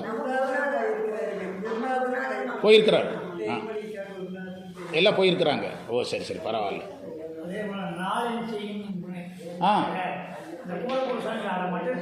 அதுக்கு விளக்கம் சொன்னாரா? கடைபிடிச்சா போதும்ட்டா. அப்போது அந்த ஐம்புல வசப்படும் போது இந்த நிலை ஏற்படும். நம்ம திருமுறை பாடுறது, திருமுறை கேட்கறது, திருவாசம் படிக்கிறதுலாம் நன்மை. இதுதான். இதை நம்மளோட விடக்கூடாது. அடுத்த தலைமுறைக்கு என்ன செய்யணும்? உங்களுடைய தாக்கம் வீட்டில் வரணும். அந்த தாக்கம் வீட்டில் வரணும். இப்போ நான் சிவபூஜை நிறைய பேர்கிட்ட சொல்லியிருக்கிறேன். நான் சிவபூஜை பண்ணுறதை பார்த்துட்டு நான் சிவபூஜை பண்ணுறதுக்கு எல்லாம் எடுத்து வச்சுருவேன். தண்ணி, பூ, சாமி எல்லாம் எடுத்து வச்சுருவேன். பிறகு வேறு ஏதாவது எடுக்க போகிறதுக்குள்ள இந்த பக்கம் பாதியை ஒரு பேத்தி எடுத்துகிட்டு போயிரு, இந்த பக்கம் பாதியை இன்னொரு பேத்தி எடுத்துகிட்டு போயிரு. பிறகு எல்லாம் தேட வேண்டியிருக்குது. பிறகு அந்த சிவபூஜை பண்ணும்போது நானும் பூஜை பண்ணுவேன்னு என்னுடைய பேத்தி வருது. இது எல்லார் வீட்லேயும் வரும். நீங்கள் திருவாசம் படிச்சுன்னா உங்கள் பேத்தியும் படிக்கிறேன்னு சொல்லும். எதுக்கு சொல்ல வர்றேன்னா, நம்மகிட்ட இந்த சைவம் மூலமாக கிடைக்கிற நல்ல பழக்கம் நம்முடைய குடும்பத்துக்கு வரணும். குடும்பத்தில் இருக்கிற அந்த உலகியல் சார்ந்த பழக்கங்களையெல்லாம் கொஞ்சம் கொஞ்சமாக என்ன செய்யணும்? குறைக்கணும். கொஞ்சம் கொஞ்சமாக குறைக்கணும். ரொம்ப தொந்தரவு பண்ணிச்சு. என்னுடைய சிவலிங்கத்திட்ட ரொம்ப தொந்தரவு பண்ணிச்சு. நான் அபிஷேகம் பண்ணுவேன், அதை பண்ணுவேன்ட்டு. எங்கள் வீட்டில் ஒரு சின்ன ஸ்படிக லிங்கம் இருந்தது, அதை எடுத்தேன். ஒரு 2 பாத்திரத்தை எடுத்தேன். 1 லிட்டர் தண்ணியோட 2 பாத்திரம். இது உள்ள வச்சுக்க, இங்கேருந்து தண்ணி அங்கே ஊற்று, பிறகு இந்த சிவலிங்கத்தை தூக்கி இங்கே வச்சு இங்கேருந்து அங்கே ஊற்று, பிறகு கடைசியில் நீயே துடைச்சி ஒரு துணியை கட்டிடு, அப்படி சொல்லி கொடுத்த பிறகு தான் விட்டுருக்குது என்னைய. அது ஸ்படிக லிங்கன உடனே கையில் வாங்கின உடனே கண்ணாடி சாமின்னு பேர் வச்சுட்டு. அதுக்கு எதுக்கு சொல்கிறேன்னா, இப்போ உங்களுக்கு புரிஞ்சிருக்கோம். உங்களிடத்தில் இருக்கக்கூடிய இந்த சமயம் சார் பழக்கங்கள் யாருக்கு வரும்? குழந்தைகளுக்கு வரணும், வரும். குடும்பம் சார் பழக்கங்கள் நம்மளால் என்ன செய்ய ஆரம்பிக்கணும்? அந்த ஐம்புலன் சார்ந்த இவைகள் எல்லாமே நம்ம வீழ்த்துதுன்னு தானே சொல்கிறாரு. அது சார்ந்த பழக்கங்கள் எல்லாம் படிப்படியாக என்ன செய்யணும்? நம்முடைய அலை குடும்பத்தையும் கொண்டு வரும். குடும்பத்துக்குள்ளேயும் அவங்களுக்கு அதில் உள்ள ஆர்வங்கள் என்ன செய்ய ஆரம்பிக்கும்? குறைய ஆரம்பிக்கும். அதாவது சுவையான உணவு இருந்தால் தான் சாப்பிட முடியும்னு சொல்ல மாட்டாங்க. பசிக்காக சாப்பிட்றதுக்கு தயாராகுவாங்கன்னு சொல்கிறேன். அப்படி ஒவ்வொரு நிலையிலையும் வரும். வீட்டில் நீங்கள் சில வீடுகளில் பார்த்தீங்கன்னா 24 ஹவர்ஸ் சினிமா பாட்டு ஓடுது. ஜோதி டிவின்னு ஒரு டிவி இருக்குது, அதை ஆன் பண்ணி விட்டிங்கன்னா போதும், நீங்கள் மந்திரமே சொல்ல வேண்டாம். அதில் எல்லாம் மங்கள வார்த்தைகள் தான் வருது. நிறைய விஷ்ணு சகஸ்ரநாமம், லலிதா சகஸ்ரநாமம், சஷ்டி கவசம், சகஸ்ரநாம தோத்திரம், இது அதே மாதிரி தேவாரம். இன்றைக்கி நான் வரும்போது பஞ்சமப்பண் பயிற்சி கொடுத்துட்ருக்குறேன். தேவாரம் ஓடிட்டுருக்குது. அப்போ இந்த வீட்டு சூழலையும் நம்ம என்ன செய்யலாம்? மாற்றலாம். நம்மளால் மாறும். நீங்கள் ஒருத்தர் தீவிரமாக இருக்கணும். மூவேல் சுற்றம் முரநூறு நரகிடை அரசே போற்றி. ஒரு குடும்பத்தில் ஒருத்தர் ஒழுங்காக சைவம் பண்ணால் போதுமா? அந்த குடும்பத்தில் இருக்கிற எல்லா தலைமுறையினரும் நரகத்துக்கு போகாமல் இறைவன் பார்த்துக்கிடுவாராம். நம்ம தேடின புண்ணியத்தில் அவங்களுக்கு என்ன கொடுப்பாராம்? பங்கு கொடுப்பாராம். மூவேழு சுற்றம், மூவேழு தலைமுறை, 21 தலைமுறை, தன் வழி 7 தலைமுறை, தாய் வழி 7 தலைமுறை, தந்தை வழி 7 தலைமுறை, 21 தலைமுறைக்கு எந்த தண்டனையும் கிடையாதான். ஒருத்தர் ஒழுங்காக சிவபக்தி பண்ணா, ஆமாம், 21 தலைமுறைக்கு எந்த துன்பமும் கிடையாதான். அதைத்தான் இவர் சொல்கிறாரு. காருரு கண்ணீர் ஐம்புலன் ஆற்றங்கரை மரமாய் வேறுருவேனை விடுதி கண்டாய். வேறுருவேன் என்றால் வேரூன்றி நிற்பது போல அர்த்தம். நிற்பவனை விளங்கும் திருவாரூர் பொருள் சொல்லிட்டோம். இறைவன் அங்கே தியாகராசராக இருக்கிறதுனால விளங்கும் திருவாரூர். உறைவாய், அங்கே உறைபவனே. மண்ணும் உத்தரகோசம் அங்கே பொருள் சொல்லியிருக்கிறோம். அங்குதான் என்ன உபதேசிக்கப்பட்டது? அதனால் மண்ணும் உத்தரகோசம் அங்கை. நிறைய பேர் இப்போ கும்பாபிஷேகத்துக்கு போயிருப்பீங்க. இப்போ சமீபத்தில் உத்தரகோசம் அங்கை, அது ஆகமம் உபதேசிக்கப்பட்ட ஒரு பழமையான சிவாலயம். அது மண்ணு உத்தரகோசம் அங்கைக்கு அரசே. அரசேனா இறைவனே. வாரூரு பூன்முலையாள் பங்கை என்னை வளர்ப்பவன். இந்த கடைசி வரி அழகான வரி. என்னை நீ காப்பாற்றணும். நீ ஒரு என்னதான் சிவபெருமானோ ஆண் தெய்வம் தானே. அந்த உயிரை வளர்க்குறதுக்கு என்ன தெய்வம் வேணும்? பெண் தெய்வம் வேணுமல்ல. குமரகுருபரர் ஒரு இடத்துல சொல்கிறார். அதாவது இது சொல்லுவார்ல, பாலுங்குளவி பசுங்குடர் பொறாதன நோயுன் மருந்து தாய் உண்டாங்கு. குமரகுருபரர் பாடுறார். அதுக்கு பொருள் தெரிஞ்சிடுங்க, ரொம்ப முக்கியம். பாலுங்குளவி பசுங்குடர் பொறாதன நோயுன் மருந்து தாய் உண்டாங்கு என்ன அர்த்தம்னா, இப்போ நடராஜருடைய சிலை இருக்குதுல்ல, அது பக்கத்தில் சிவகாமி அம்மை சிலை கட்டாயமாக வைப்பாங்க. மற்ற அம்பாள் சாமி கிழக்க பார்த்து இருந்ததுன்னா மற்ற அம்பாளும் அந்த மாதிரியே இருக்கும். இப்போ இங்கே எடுத்துட்டிங்கன்னா சிவன் கிழக்க பார்த்துருக்கிறாரு, பெருமாளும் கிழக்க பார்த்துருக்கிறாரு. இப்படி தான் எல்லா கோயிலும் இருக்கும். ஆனால் சிவகாமி அம்மை மட்டும் யாரை பார்த்துருக்கோம்? நடராஜரை பார்த்துருக்கோம். கட்டாயம் யாரை பார்த்து தான் இருக்கோம். எதற்காகன்னா, நம்ம நடராஜரை வழிபாடு செய்வதனுடைய பலனை சிவன் நம்மகிட்ட தரமாட்டாராம். யார்கிட்ட கொடுத்துருவாராம்? அம்மைகிட்ட தான் கொடுப்பாராம். அம்மை அந்த சூழல் அறிந்து, நம்முடைய பக்குவம் அறிந்து, எப்படி குழந்தைக்கு அம்மா உணவு ஊட்டுறாங்கல்ல, அது மாதிரி நமக்கு ஊட்டுமா. அதற்கு குமரகுருபரர் சொல்கிறாரு, ஒரு குழந்தை 1 வயசு 2 வயசு குழந்தைக்கு வயிறு சார்ந்த பிரச்சனை அல்லது நெஞ்சில் சளி, வயசில் பெரியவங்க சொல்கிறாங்க கொஞ்சம் சுக்கு மருந்து கொடுங்க, கொஞ்சம் இஞ்சி மருந்து கொடுங்க அப்படிங்கிறாங்க. 1 வயசு 2 வயசு குழந்தைக்கு சுக்கு மருந்து இஞ்சி மருந்தெல்லாம் கொடுத்தோன்னா வயிறு புண்ணாயிரும். அதனால் அதை யாருக்கு கொடுத்துருங்க? அதே மாதிரி சிவபெருமான் பண்ணுறாரு. பாலுன் குளவி பசுங்குடர் பொறாதன நோயுன் மருந்து தாய் உண்டாங்க. பாருங்கள், குமரகுருபரர் இந்த 2 வரிக்கு எவ்வளோ பெரிய அர்த்தம் பாருங்கள். நினச்சி பாருங்கள், எவ்வளோ பெரிய விஷயம். அதுமாரி சிவபெருமான் உயிர்களுக்கு வேண்டியதையெல்லாம் நம்மகிட்ட நேரடியாக தந்தால் நம்ம என்ன செய்ய மாட்டோம்? தாங்க மாட்டோம். நீங்கள் திருமூர்த்திமலை டேம் தண்ணி திறக்கிற இடத்துல மேலே நின்று பாருங்கள். கூட 10 நிமிஷம் பார்த்தீங்கன்னா தலை சுற்றி கீழே விழுந்துருவீங்க. ஒரு 10 நிமிஷம் பார்த்தீங்கன்னா அது மாதிரி தான் நடராஜருடைய அருள். அதை அம்மை வாங்கி நம்ம டேம் தண்ணி வாய்க்காலுக்கு பெரிய வாய்க்காலுக்கு சின்ன வாய்க்காலுக்கு மடைக்கு வரணும். மடைக்கு வரும்போது அந்த தண்ணியை நம்மளால் நெச முடியுது, தாங்க முடியுது. வாய்க்கால் கூட ஆபத்தாக தானே இருக்குது. வாய்க்கால்லையே இவ்வளவு ஆபத்து இருக்குது. ஆனால் மடையில் வரும்போது என்ன கிடையாது? ஆபத்து கிடையாது. மடையில் வரும் அந்த டேம் தண்ணி தென்னை மரத்தையே சாய்ச்சிரும்.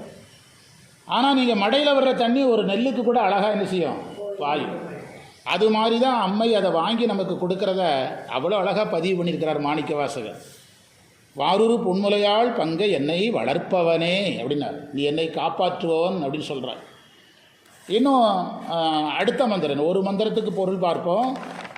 நம்ம இப்போ இன்றைக்கி ஆரம்பிச்சிருக்கிறோம். அதுக்கு ஒரு நம்ம படிப்படியாக அந்த ரொம்ப என்ன தான் எடுத்தாலும் 1 மணி நேரம் 1.25 மணி நேரம் தான்.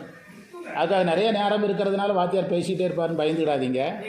ஆமாம் ஆமாம் ஆமாம் ஆமாம் பயந்துடாதீங்க. அடுத்த நம்ம இந்த நீத்தல் விண்ணப்பம் முழுவதையும் முடிச்சுட்டு ஒரு கருத்தரங்க மாதிரியே பண்ணிடுவோம். ஒரு வகுப்புக்கு நமக்கு 4 மந்திரம் ஓடிச்சுன்னா ஒரு 10 வகுப்பு வரும். 10வது வகுப்பை நம்ம எது மாதிரியே பண்ணிடலாம்? கருத்தரங்க மாதிரியே பண்ணிடலாம் அழகா. சரியா? அப்படி பண்ணலாம். எத்தனாவது மந்திரத்துக்கு வரணும்? 4வது மந்திரம். எப்படி தொடங்குது?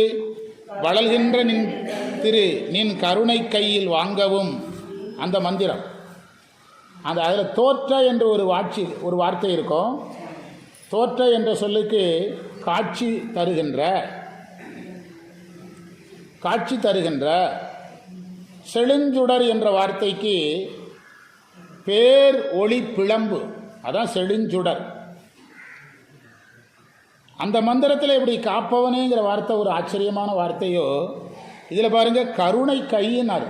இறைவனுடைய கருணையை எதுங்கிறாரு?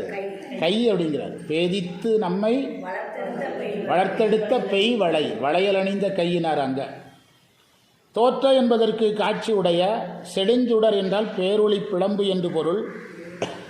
கருணை கை என்ற சொல்லுக்கு அருள் கரம், அருள் கரம் என்று பொருள்.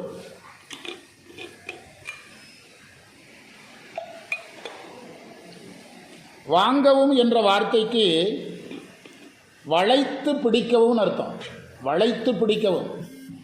இப்போ நீங்கள் எப்படி சைவத்துக்கு வந்தீங்கன்னு உங்ககிட்ட கேட்டால் இன்னொருத்தர் பேரை சொல்லுவீங்க. அவங்க தீவிரமாக கோயிலுக்கு போவாங்க, என்னையை கூப்பிட்டு வந்துட்டு அவங்க தான் பழக்கி விட்டாங்க, நான் வேண்டா வெறுப்பாக வருவேன், கையை பிடிச்சி எடுத்துகிட்டு வந்துடுவாங்க, அப்படி சொல்கிறீங்கல்ல.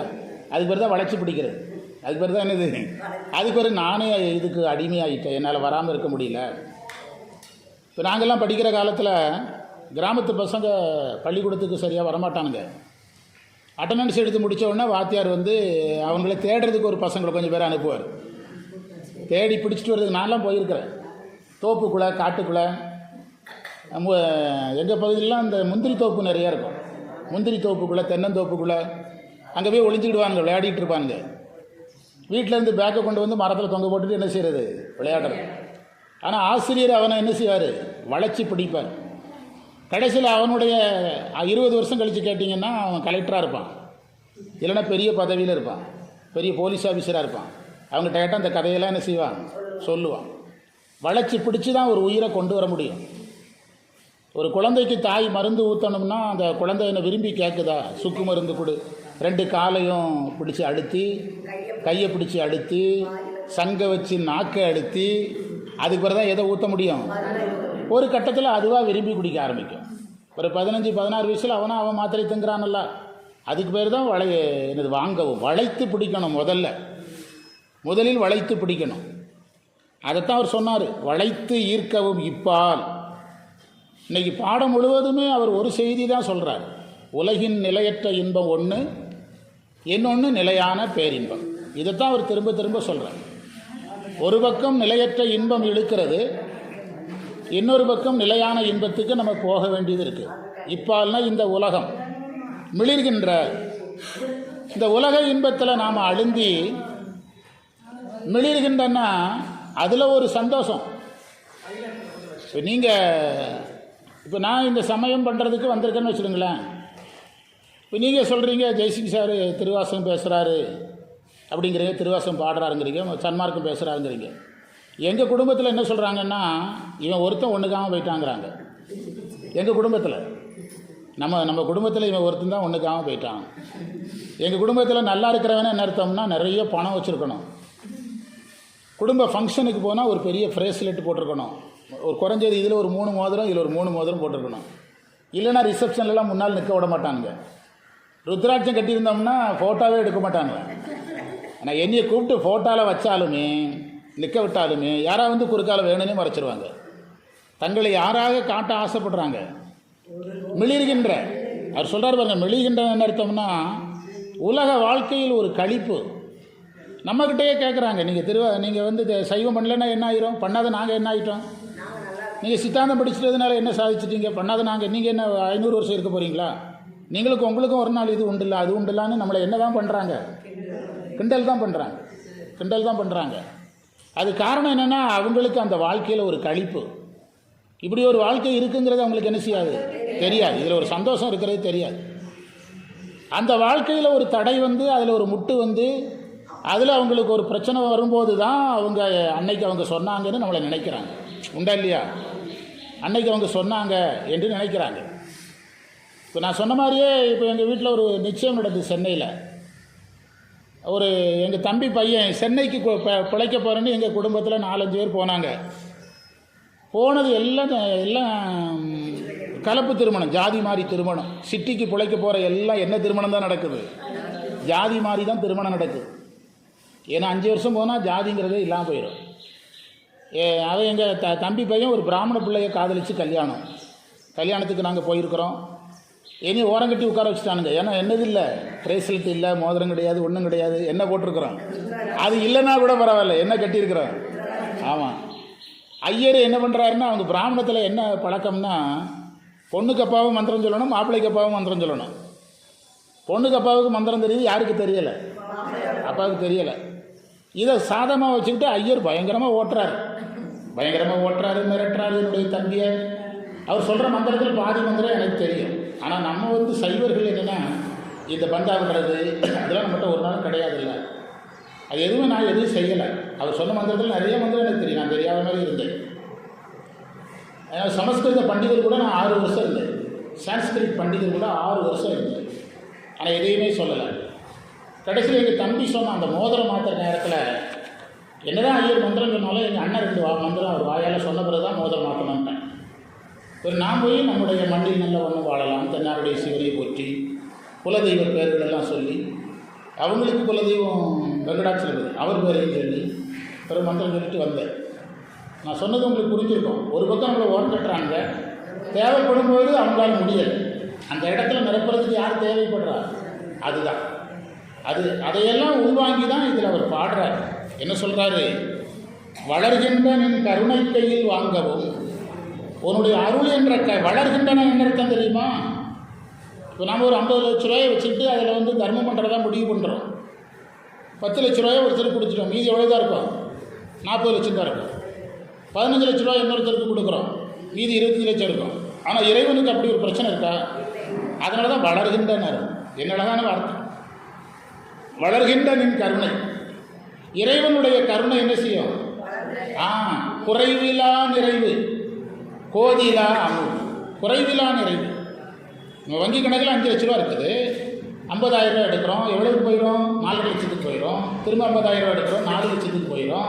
ஆனால் இறைவனுக்கு அப்படி ஏதாவது பிரச்சனை இருக்குதா?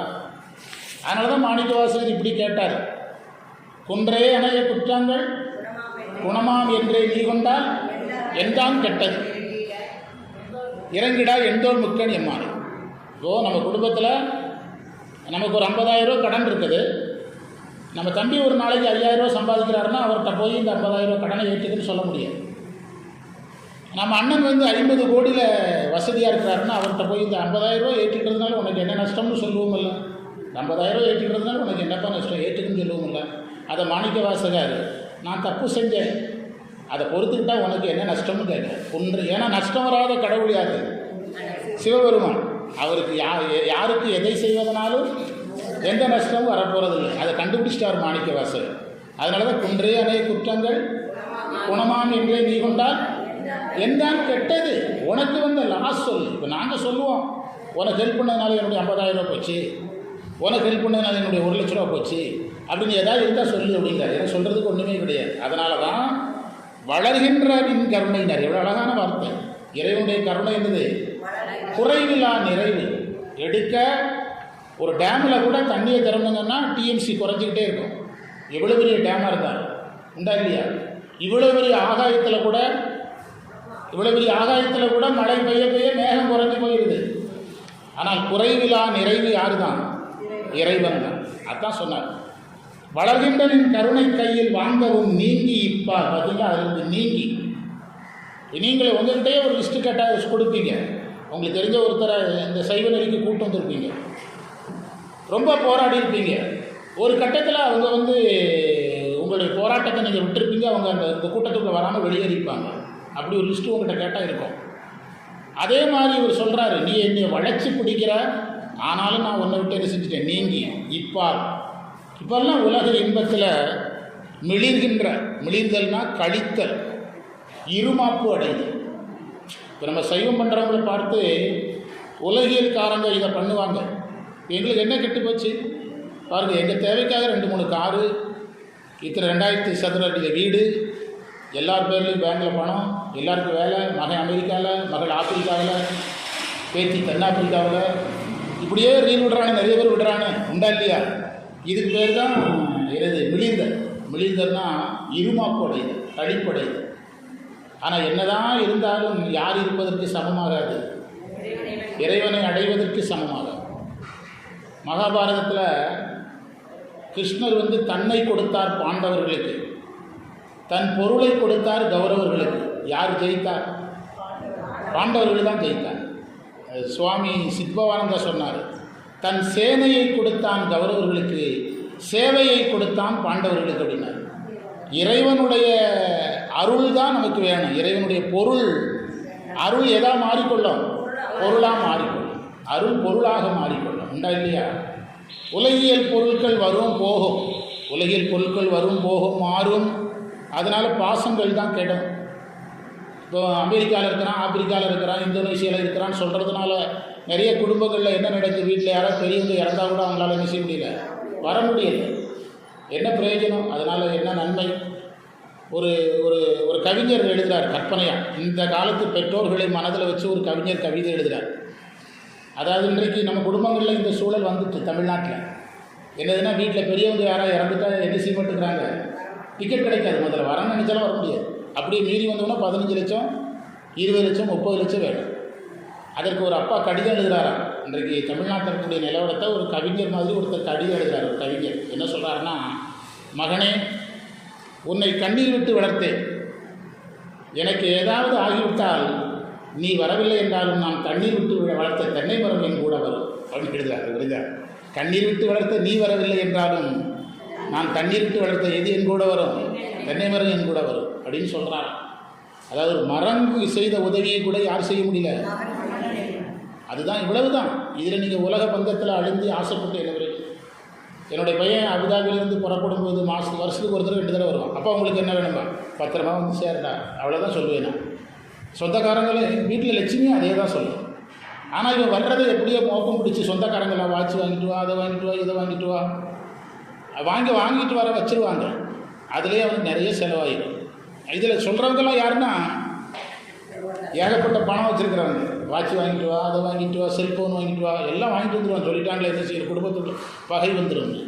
மருமகள் அதெல்லாம் ஒன்றும் பெருசாக சொல்லாது. இவனா யாருக்காக வாங்கிட்டு வருவான். எங்கள் வீட்டு பக்கம் ஒரு அம்மா, நான் பூஜை பண்ணுறதுக்கு பூ பறித்து தரும் ஒரு 5-6 வருஷமாக. அதுமாதிரி எங்கள் வீட்டில் மருமகள் ஹாஸ்பிட்டல் போகிறதுக்கு, மனைவி ஹாஸ்பிட்டல் போகிறதுக்குலாம் ரொம்ப ஹெல்ப் பண்ணோம். அவங்க பொண்ணுக்கு 15 லட்சம் ரூபாய்க்கு அவனாக வாட்ச் வாங்கி வந்து கொடுத்தான். அவங்ககிட்ட கேட்டால் ஒன்றும் வேண்டான்ட்டாங்க, வாங்கி வந்து கொடுத்தான். ஒரு வாட்ச் வாங்கி வந்து கொடுத்தான். நாங்கள் என்னுடைய மனைவி என்ன சொல்லுவோம், பத்திரமா வந்து சரி, நீ வரும்போது சாமி நினச்சிக்கிட்டு சாமி கும்பிட்டுட்டு விமானத்தில் ஏறி வா, பொருளெல்லாம் வேண்டாம், இறைவனுடைய அருளோடு என்ன செய்ய வந்து சேரு.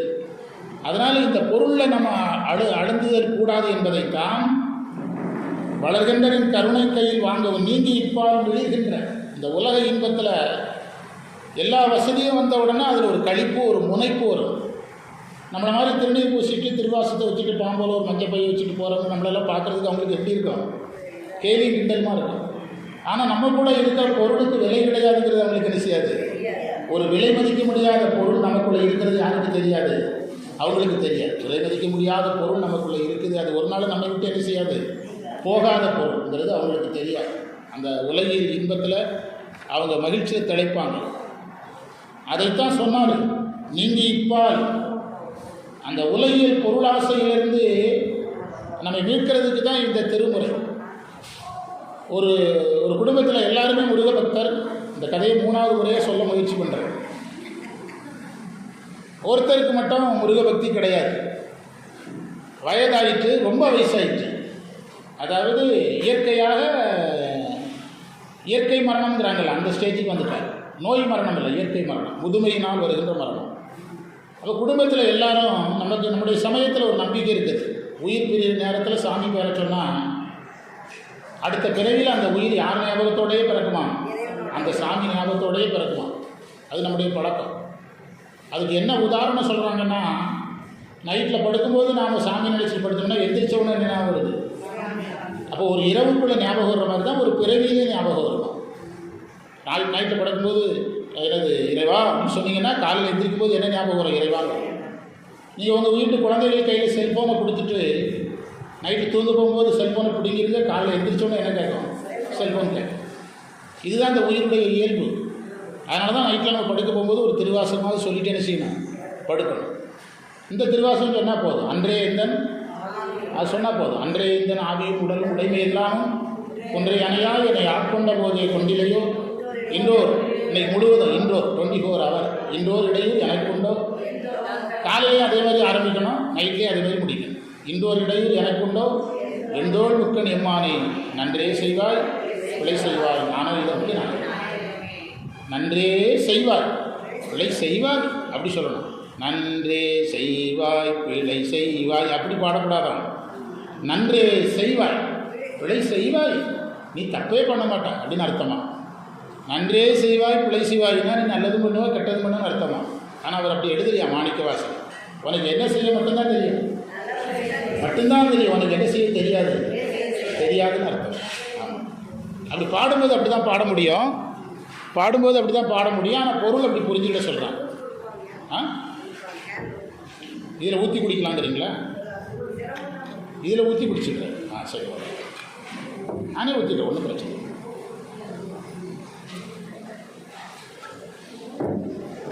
இப்போ கரெக்டாக இருக்கு, அது இது கலந்து கரெக்டாக இருக்கு.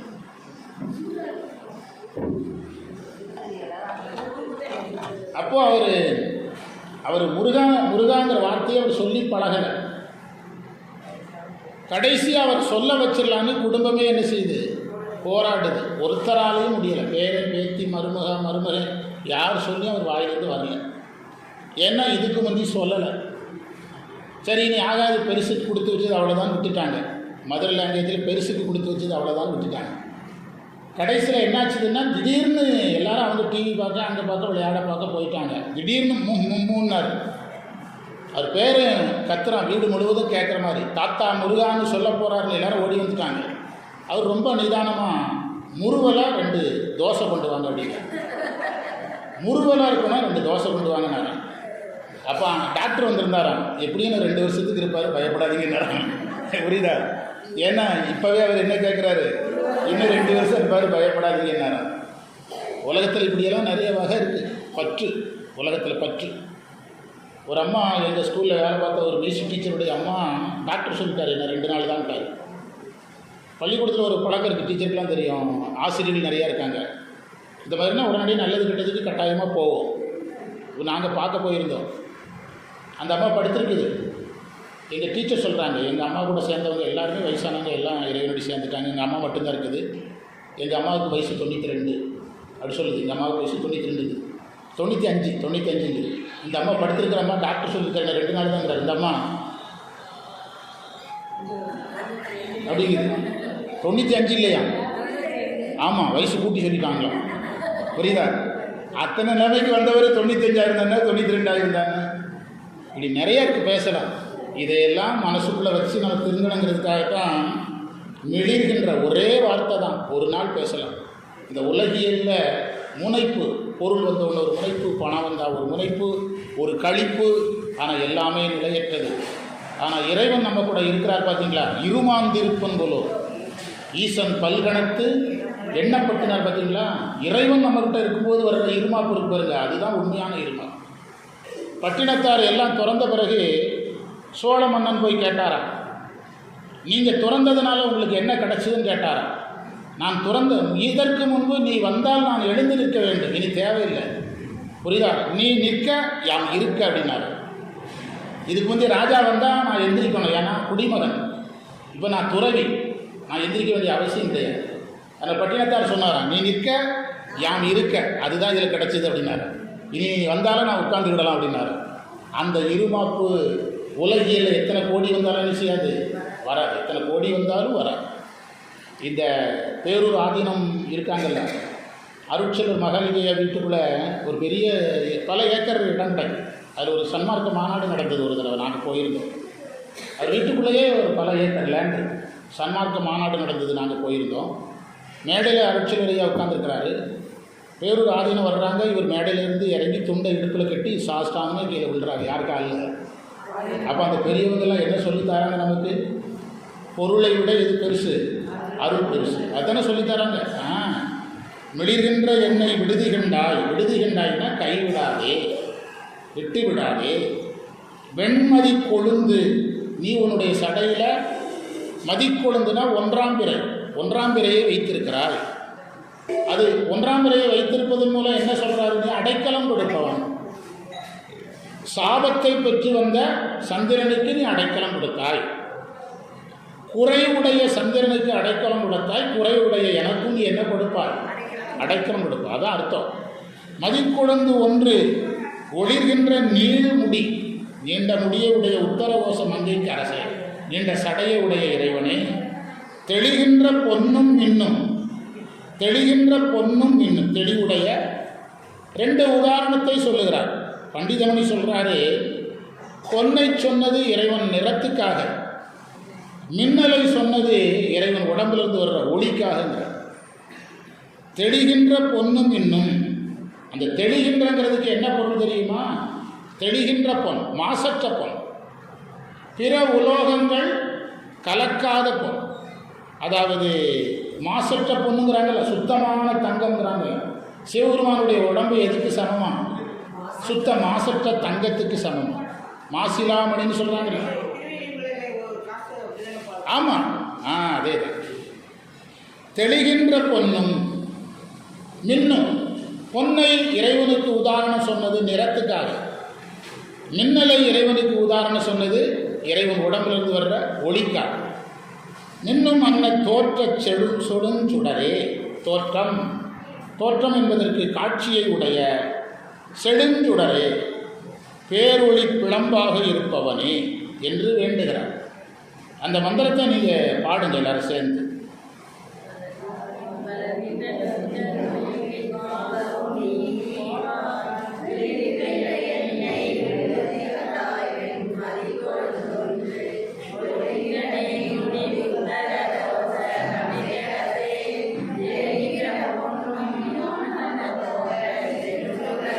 நம்ம என்ன படித்தோங்கிறத ஒரு நிமிஷத்தில் சொல்லி நிறைவு பண்ணிடுறேன். முதல் 4 மந்திரத்தை தொகுத்து பார்க்க போகிறேன். நான் பணி செய்வதற்கு தகுதி இல்லாதவனாக இருக்கிறேன். ஆனாலும் நீ கருணை கொண்டு என்னுடைய உயிரில், உடம்பில், உள்ளத்தில், அறிவில் கலந்து என்னை அடிமை கொண்டான். பணி சொல்ல தகுதி இல்லைங்கிறதுக்காக என்னை நீ அடிமை கொள்ளலை. பணி செய்ய தகுதி இல்லைனாலும் அடிமை கொண்டாய். என்னை எப்படி காளை வாகனத்தை உனக்கு வேலை வச்சுக்கிட்டியோ அது மாதிரி என்னையும் பணிக்கு வைத்து கொண்டாய். தாருகவனுக்கு முனிவர்கள் மந்திரம் சொல்லி ஏவிய வலிமை படைத்த புலியினுடைய தோலை உடித்து போர்த்தியவன் நீ. நிலையான உத்தரகோச மங்கை நீ. குருவாக இருந்து ஆகம் உபதேசித்த உத்தரகோச மங்கையில் அரசனாக இருப்பவன் நீ.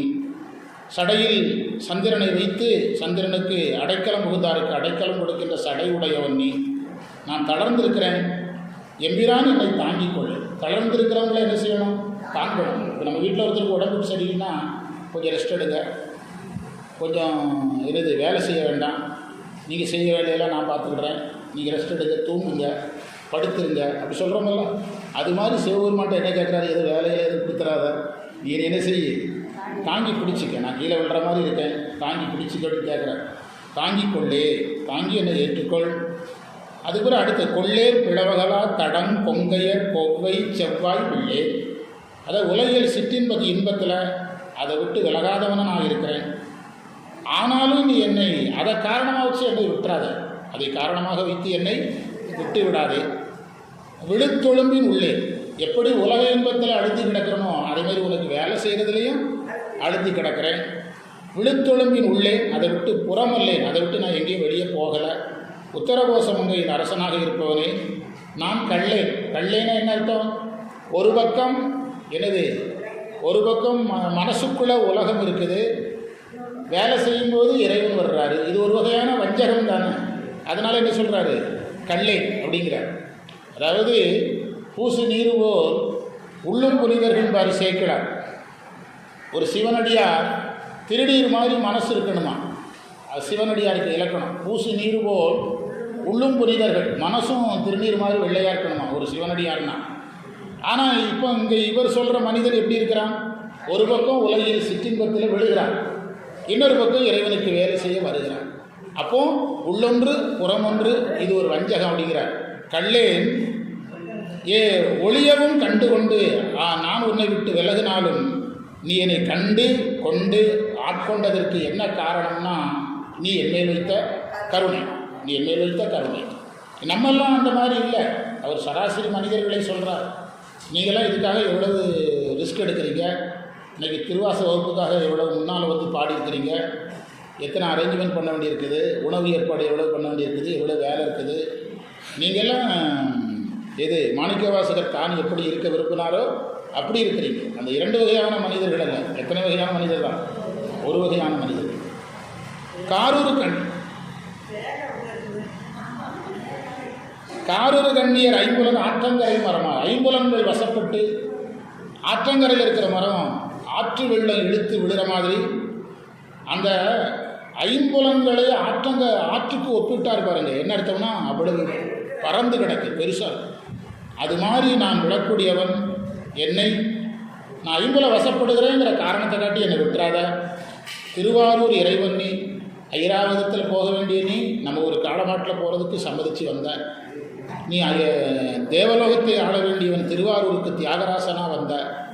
அதான் திருவாரூர் உறைவாய் உத்தரகோசம் மண்ணும் உத்தரகோசம் அங்கே என்று சொன்னதுக்கு பொருள் சொல்லியிருக்கோம். ஆகம உபதேசம் செய்த தலம் வாரூருக்கு உண்மையாக நீ என்னை வளர்ப்பவன். என்ன அழகான வார்த்தை. நம்மளை வளர்க்கறதுக்கு யார் இருக்கிறார்? இறைவன் இருக்கிறார். அவர் சொல்கிறார், என்னதான் இருந்தாலும் அவர் ஆம்பளை தானே, அதனால் யார் வளர்ப்பாங்கிறாரு? அம்மை உங்களை வளர்க்கும் அப்படிங்கிறார். என்ன அழகான வரி பாருங்க. வாரூருக்கு உண்மையால் பங்க என்னை வளர்ப்பவனே. என்ன அழகான வார்த்தை, என்னை வளர்ப்பவனே. யாராவது அதுக்கு சம்மதிப்பாங்களா நம்மளை வளர்க்குறதுக்கு? நம்மளை யார்ட்டையாவது போய் என்னை வளர்க்கணும்னா உங்கள் மகன் வளர்க்கணும், உங்கள் கணவர் வளர்க்கணும், உங்கள் அப்பா வளர்க்கணும் தானே சொல்லுவாங்க. சிவபெருமான் சொல்கிறார், நீ என்னென்ன செய்கிறாய்? வளர்க்கிறாய். என்ன அழகான வரி. சில குடும்பங்களில் ஏதோ விபத்தில் இந்த மாதிரி சில காரணங்கள்னால குழந்தைகள் பெற்றோரை இழந்துடும். எல்லாம் அதுக்கான சடங்குகள் எல்லாம் பண்ணி எல்லாம் பயங்கர ஆரவாரமாக பண்ணுவாங்க. ஆனால் அந்த குழந்தையை யார் பார்க்கறது வரும்போது ஒருத்தரும் வரமாட்டாங்க, யாருமே வரமாட்டாங்க. அதிகபட்சம் எங்கே கொண்டு விடலாம்பாங்க, அனாதை இல்லம், முதியோர் இல்லத்தில் அனாதை இல்லத்தில் கொண்டு விடலாம்பாங்க. ஆனால் சிவபெருமான் எல்லாரையும் வளர்க்குறதுக்கு ரெடியாக இருக்குது. நாங்கள் பள்ளிக்கூடத்தில் நிறைய ஆக்சிடென்ட் நடக்கும். ஆக்சிடென்ட்னா என்னதுன்னா, உங்கள் அப்பா என்ன செய்கிறாரு அப்படின்னு கேட்போம் யதார்த்தமாக. அவன் பையன் உடனே ஆட ஆரம்பிச்சிருவான். என்ன காரணம்? அப்பா இருக்க மாட்டான். அதாவது எங்கள் பள்ளிக்கூடத்தில் எங்களுக்கு என்ன சொல்லி தருவாங்கன்னா, பசங்கிட்ட திடீர்னு எதையாவது கேட்காதீங்கன்னு சொல்லுவாங்க. நாளைக்கு உங்கள் அம்மாவுக்கு கூப்பிட்டு வந்துடும் அப்படிம்போம். அம்மா இல்லை சார் அப்படின்னு அழுதுருவான். அதுக்கப்புறம் அவனே ஒரு வார்த்தை சொல்லி, நான் ஒரு அனாதம்பா, அவனே சேர்த்து சொல்லுவான். கவர்மெண்ட் ஸ்கூல் பையன் ரொம்ப சொல்லி அழுவாங்க. நான் சொல்லுவேன், யாரும் அனாதண்டையா? நான் சொல்லுவேன், எனக்கு அம்மா இல்லைடா, எனக்கு அப்பா இல்லை அப்படிங்க. அதுக்கப்புறம் தான் நார்மலுக்கு வருவான். அப்படியே சார் உங்களுக்கு அப்பா இல்லாமல் இல்லை, எனக்கு அப்பா இல்லை, உண்மையிலே எங்கள் அப்பா கிடையாது. அவனுக்கு நம்மளும் இருக்கிறாங்க. உலகத்தில் யாருமே அனாதை கிடையாது. யார் இருக்கிறா? இறைவன். தாயுமிலி தந்தையிலி காந்தனியன் காணல். அப்படியே இப்படி யோசித்தாலும் அவருக்கு அப்பா அம்மா கிடையாது, நமக்கு அப்பா அம்மா கிடையாது. 2 பேரும் ஒரே கம்பெனியில் தான் இருக்கிறோம். எந்த வகையிலேயே சாமி நம்ம கூட சேர்ந்துடுறாரு. அதனால் நீ வளர்கின்ற கருணை, என்ன அழகான வார்த்தை. மேலும் மேலும் பெறுகிற கருணை கையினால் என்னை நீ சுற்றி வளர்ச்சி பிடிக்கிற. ஆனாலும் நான் இந்த உலகத்தில் நீ எனக்கு அருளை தருவதற்கு நீ பிடிக்கிற. நான் இந்த உலகத்து பொருளில் முனைப்பு, கழிப்பு, அதில் ஒரு சந்தோஷம். வீடு வாங்கிட்டேன், கார் வாங்கிட்டேன், பங்களா வாங்கிட்டேன், பேங்கில் பணம் போட்டுட்டேன், ரியல் எஸ்டேட் வாங்கிட்டேன், இதில் ஒரு கழிப்பு. அந்த கழிப்பில் தான் இருக்கிறேன். என்னை விட்டு விடாது. அப்படி இருக்கிற என்னை விட்டுறாத. மதிக்கொழுந்து ஒன்றின் ஒளிர்கின்ற நீர்முடி உன்னுடைய சடையில் வாங்க. 1ஆம் பிறை உடையவனாக இருக்கிறாள் சிவா, குருவே போட்டு. உத்தரகோச மங்கைக்கு தலைவனாக இருக்கிற அரசனாக இருக்கிறாள். நீ தெளிகின்ற பொன். தெளிகின்ற பொண்ணு மாசற்ற பிற உலோக கலப்பில்லாத பொன். நீ தெளிகின்ற பொன். நீ மின்னல் மாதிரி. பொன் என்று சொன்னது நிறம், மின்னல் என்று சொன்னது சிவனுடைய ஒளி. உத்தர தோற்றச் செடுஞ்சுடரே, இதுபோல தோற்றமளிக்கக்கூடிய செழுமையான ஒளி உடையவனே என்று பாடினார். அடுத்தவங்களுக்கு நம்ம 5 மந்திரமாக பார்த்தோம்னா அழகாக நம்ம எத்தனை 10 வகுப்பு 55 நிறைவு பண்ணிடலாம். 10வது வகுப்பை என்ன பண்ணிடலாம்? கருத்தரங்கு மாதிரி பண்ணிடலாம். நல்ல அழகாக அதிக நேரம் எடுத்து முற்றோதல் முடிச்சுட்டு, ஏன்னா கூட 1 மணி நேரம் பண்ணோம்னா கருத்தரங்கு மாதிரி ஆயிடும். நீங்கள் உங்களுடைய அனுபவத்தை சொன்னால் கருத்தரங்கு அவ்வளோதான். உங்களுடைய அனுபவத்தை சொல்ல வச்சு, குழந்தைகள் இருக்காங்க நம்மகிட்ட, அந்த குழந்தைகளை வர வச்சு கொஞ்சம் திருவாசகங்களாம் பாட வச்சு என்ன சொல்கிறீங்க, கலை நிகழ்ச்சியோடு பண்ணிவிட்டோம் என்று சொல்லி நிறைவு செய்வோம்.